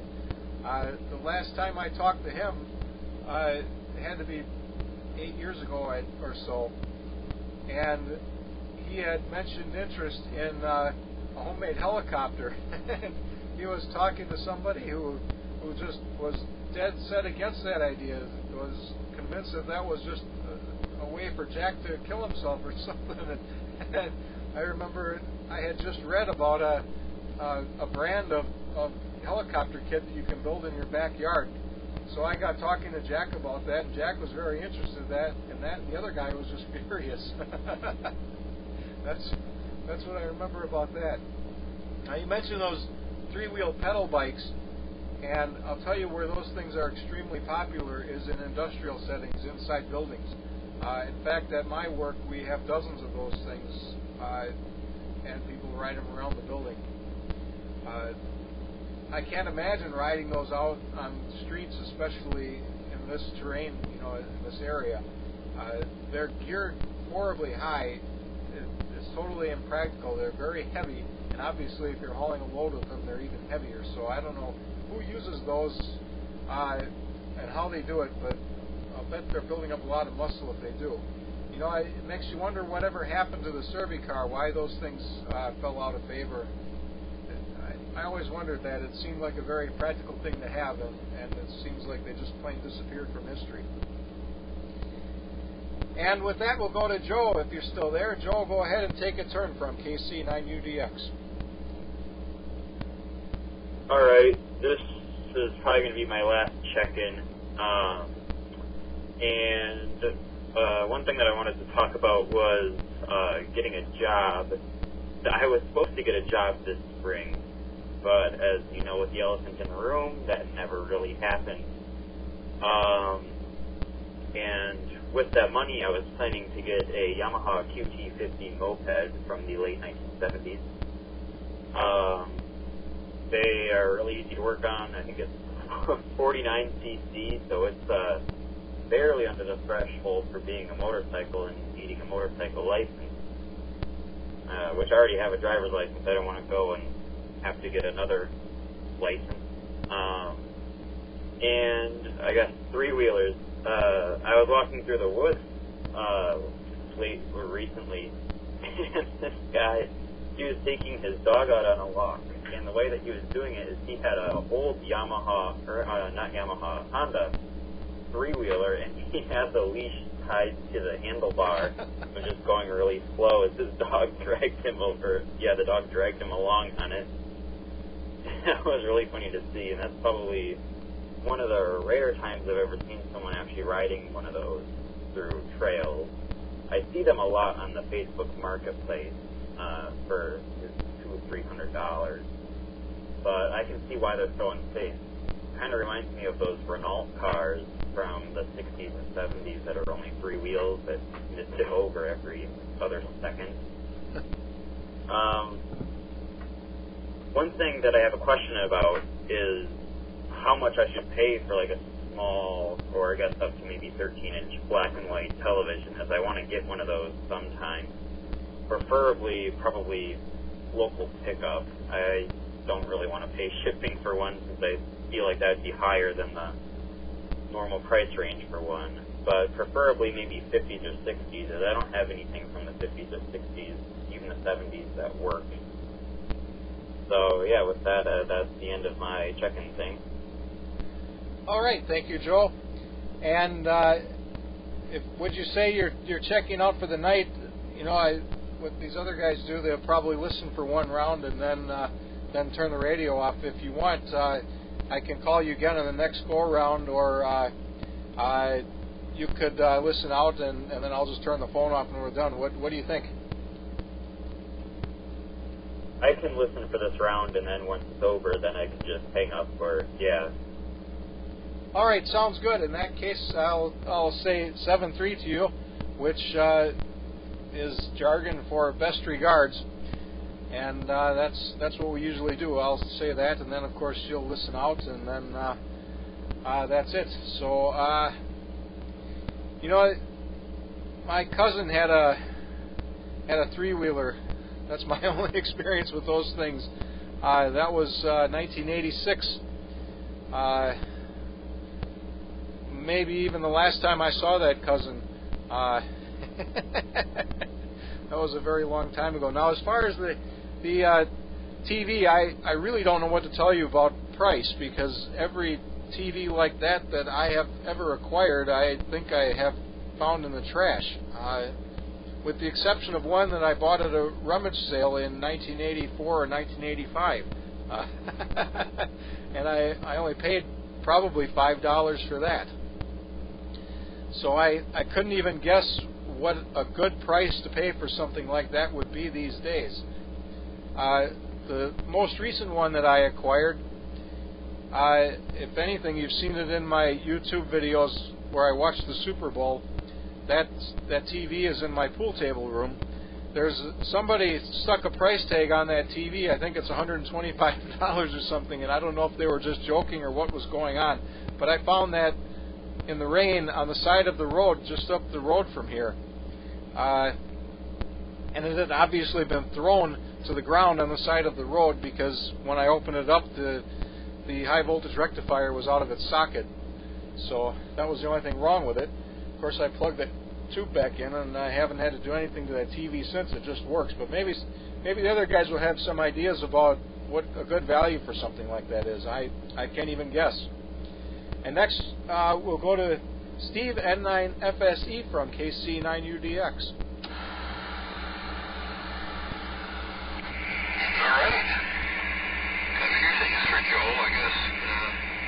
I don't know how we get it to him, and I don't even know if it works, but I do have a black and white about 13 area in the basement. Used to spend hours, there used to be one of those in our kitchen, and I'd spend hours every summer when the band opened up and trying to tune in DX stations from South Bend at home on one or another of those.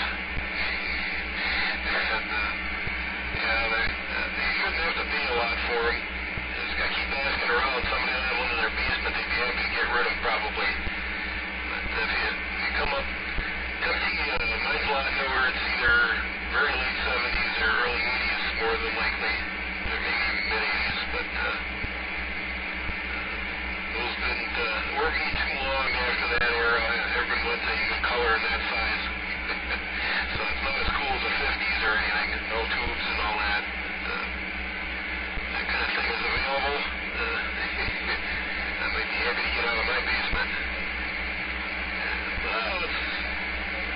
start at the top of my list of stuff. There was something else for...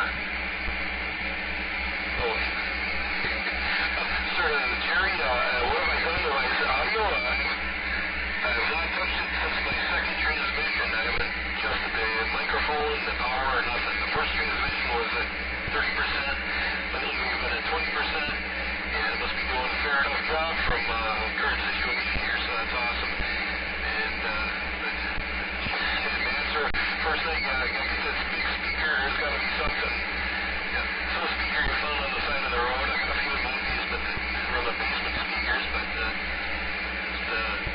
various nice speakers, and you almost always have that around for AM and listening to all the AM guys on 75 and other frequencies. Well, here's something I did write down. Yeah, there's other two-year nets. I guess there's one near the state line, and then there's another one out in Jefferson. We got to see about at least the Jefferson group reaching out and seeing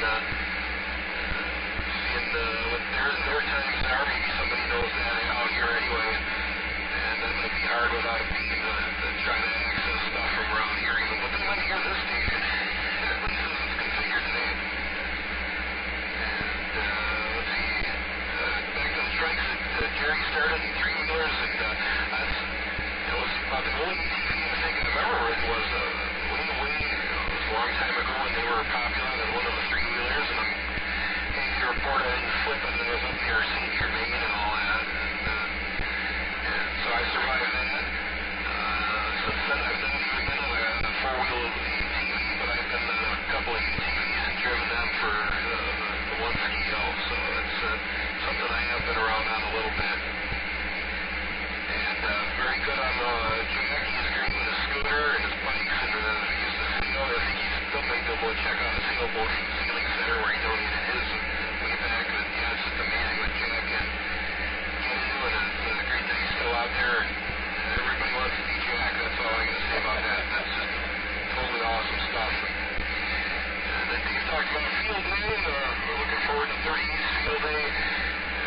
The regular location. I should have some of the same equipment here and other things that I throw together, and hopefully a camper for that. Hopefully we're well back underway and we can do our usual breakfast at the local restaurant, but we'll see what that turns into. That's going to be a little, it's about closing in on a month away. We'll see what things turn into, I guess, though. And if Dave's still listening, KNICYW, boy, I got back to my 6-year stuff, but CYW got some papers from the old ham, and he found an old 50s roster for the MRAC, so I suppose you already have that, but if you don't, KNICYW may have that. And I was wondering if anybody did the 6-meter sprint that was on Saturday night. I fired up the SDR plane and listened around a little bit, seeing I was gonna hit the road like I did with the touring and the 220 last month, but I wasn't. I don't know. I was at the Fusion Net was on. We're gonna talk about nets too.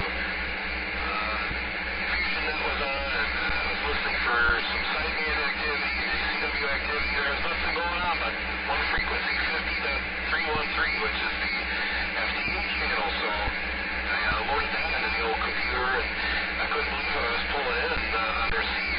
SDR plane is transmit, so I was just pulling stuff in left and right, and that was pretty awesome to see that. And then I did hear after getting some signals, that I heard a little bit of sideband from MNSD and even CW from him, and I should have went out, but there's always another contest coming up, so we'll try to catch the 6-meter one again.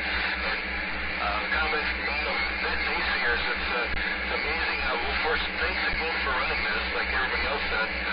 Glad, thanks for hanging in there. Just, I've been a supporter, but I've been intermittent, but I'm happy to be in here the last couple of weeks, and a few other, once or so last year, maybe once the year before, but it is a fine net, and it's just like the Fusion net, or Leroy started that on the MRAC repeater. He was they were one of the first systems of the Fusion repeater in the area and in the country, and it ends up they have the oldest general topic Fusion net is the MRAC says, it'd be nice if we had a net. I says, just bring it up. I mean, I think it was probably an auction meeting. He's not really a member, but it's like, bring it up. Maybe we'll, support that mode. And sure enough, if you have these eccentric modes, or you're the only game in town, you get top billing. So that's kind of neat stuff. So once again, thanks to the net. And industrial bikes, black and white TVs, and helicopters. We've gone all over the place. Everybody's been keeping good notes, and we've been beating topics to death out here. So I don't know how much more I'll stick in here. I'll probably check the clock next year. and be nice to wrap up sooner or later and roll things up. I want to get the power cable back in here in case I want to take this setup out again for another. I should build up another cable. I don't know if I got what I got. I'll have to look at my cables, but see if I can keep things ready and mobile for another contest. With that, send it back up to you, Matt. And Matt, this is running 20% power off the 706 Mark II GE, and this is N9FSE. Over. All right, thank you, Steve. You're still reading an 8 on my meter. One thing I will say, though, is for most of your transmission, your audio was very distorted, and it's like the background noise where you're at was louder than your voice, and then all of a sudden you became crystal clear again. I don't know what you did, whether you got closer to the microphone or maybe farther away from it. I have no idea what the situation was, but all of a sudden you're perfectly readable again, like you've been every other time tonight. As far as the other groups that do 2 meters AM, I used to know everything there was to know about those other groups. I did investigate all that stuff before starting this net.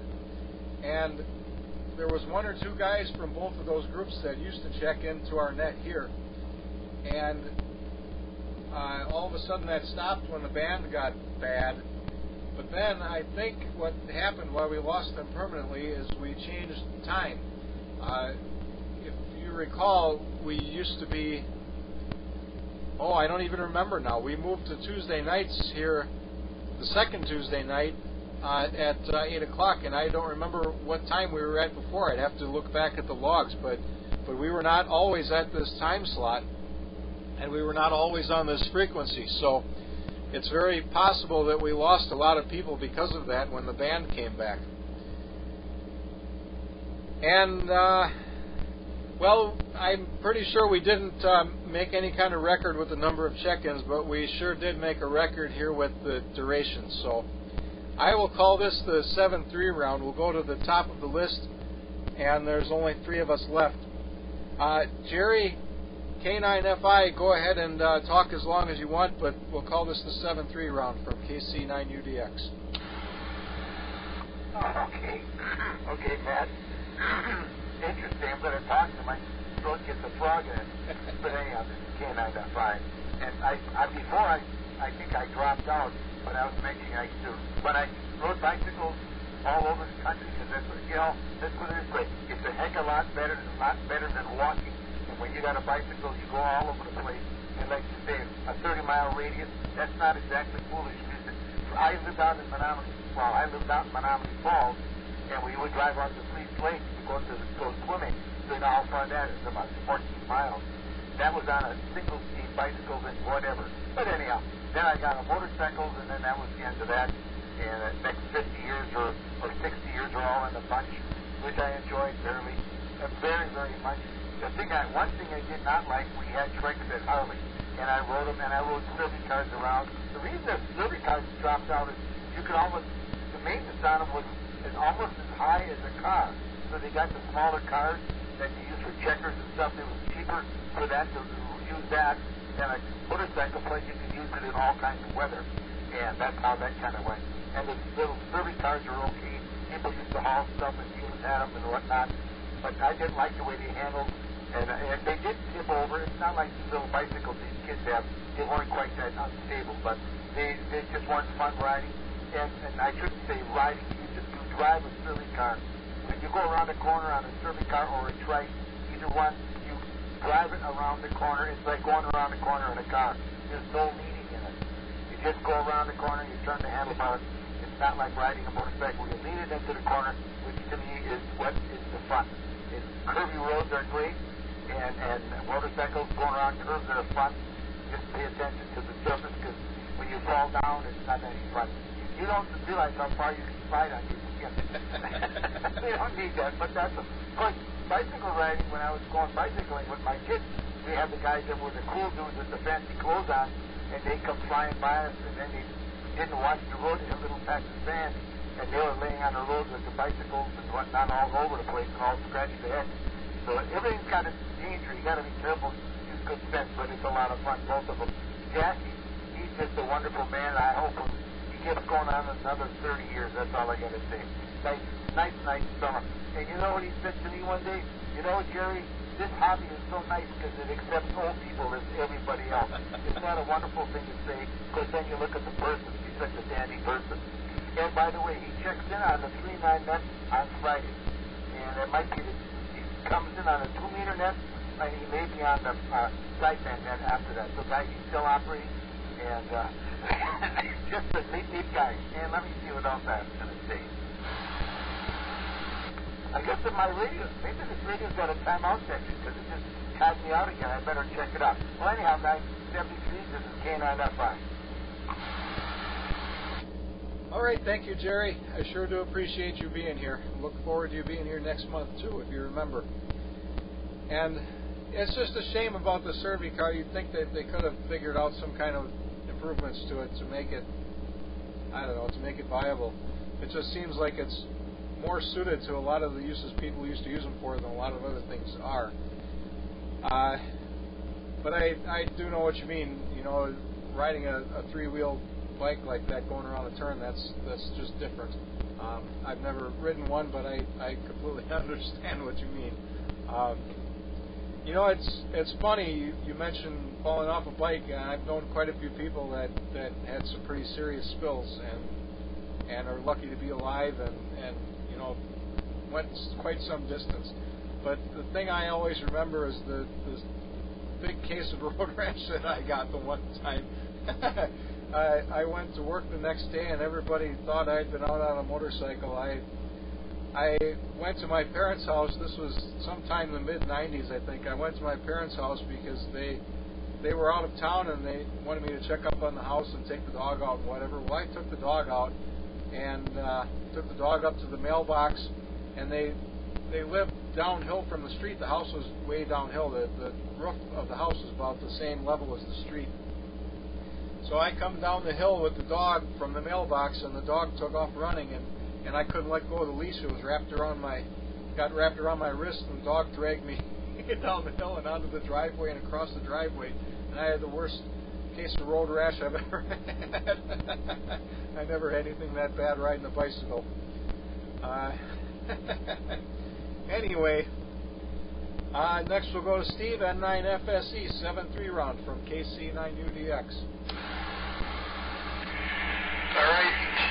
I believe it's Joe may be listening and he may be listening, but thanks to you and Jerry and all out here and everybody that checked in. It's just been phenomenal. Look forward to next time, and I still gotta drag this thing out, and like I said, we'll have to play a little more 6 meters and set up the antenna, maybe listen for some of these other 6-meter sessions that have happened during the weekday, but work back in full swing, it makes it a little more harder to get that checked out. And my interference, my noise on transmit last time, I don't know what was going on other than the radio's getting pretty hot, so maybe it's just getting cranky. So I've been trying to get it cooled down in this last 73 round transmission here. So with that, we will let it cool down, put things back to normal out here, and thanks again for another outstanding session here, Matt, and we'll have to look and listen to it once again on the old YouTube, should I find the opportunity. I still love that. I love watching your every other day or whenever you get around to it videos, but I still haven't gotten around to many of the 2 a.m. nets, so I'll have to find some time sometime. 783, everybody. This is N9FSE. Over. All right, thank you, Steve. And of course, I'll say it to you just like I say it to everybody else. Thank you for being here. It's you guys being here that makes the net what it is. Jerry, if you're still listening, I forgot to comment. You said Jack was saying how nice it is in the hobby that people are allowed to be, that old. Well, the thing is about this hobby, nobody would have any idea Jack was that old if he didn't say it. You'd sure never get that impression talking to him on the radio. Anyway, I'll probably go on and on here if I don't. I wanted to say one other thing, Steve. I fired up my 6-meter AM gon set, and it almost got me in trouble tonight because I didn't realize until the very last second before starting up the net here that I had the microphone plugged into the wrong radio. And for reasons that I described in one of my other videos, it was almost impossible for me to unplug the microphone from that radio and plug it into this one. But the reason I did that was because I actually fired the thing up and tried to use it. I got a schedule that I downloaded from somewhere, and it showed a 6-meter AM net. And I tried to listen, I tried to transmit, see if I could get anybody's attention, and I could only come to the conclusion because the only things I could hear were the baby monitor upstairs and somebody else's baby monitor somewhere else and some other kind of noise. I couldn't hear anything else. I just chalked it up to the receiver needs to be realigned, and it's just not receiving on frequency and not tuned up. But I come to find out a couple days later that the schedule that I downloaded online was wrong. Everything was an hour off, so maybe there was nothing wrong with the radio, and unfortunately, it didn't occur to me until it was too late this week to try to join up with that same net. So obviously, if I go back to work next week, that's all done with. So maybe I just put that thing back and keep it turned off for a while. Anyway, like I said, I'll just keep going on and on here if I keep this going, and I lost my script. There's my script. I'll say that this concludes the 2 a.m. net, and we will meet again on the 9th of June. Wow, it sure doesn't seem like it's May already, but I guess it is. So we will meet again on the 9th of June. Until then, this is KC9UDX 73, and good night. Oh, go ahead, Jerry. I'm just going to mention one thing to Steve and you too. We do have a 6-meter get-together on 50.160 on Mondays and Fridays at 9:30 in the morning. At the upper side band on 50.160 Mondays and Fridays at 9:30 in the morning. So I just thought I'd mention that. The other guys, by the way, Matt, thanks for hanging in there. This is a fun net. As you know, when I don't go to the brain feed, I'll be on. And nice hearing you, Steve, and everybody else have a good week and stay safe. Can't if I go to QRT. All right, thank you, Jerry. I don't have sideband on 6, unfortunately, but I'll see if I can listen in AM anyway, see what I hear. But I will try to try to remember to send you an email next month. I'll have to make sure I can remember to remind you to whatever, you know what I mean. KC9UDX. Okay, Steve, just long as you don't get the brain fade like I do. And the other problems, I don't always check my email. So thanks for running the net, guys. This is definitely fun. K9FI.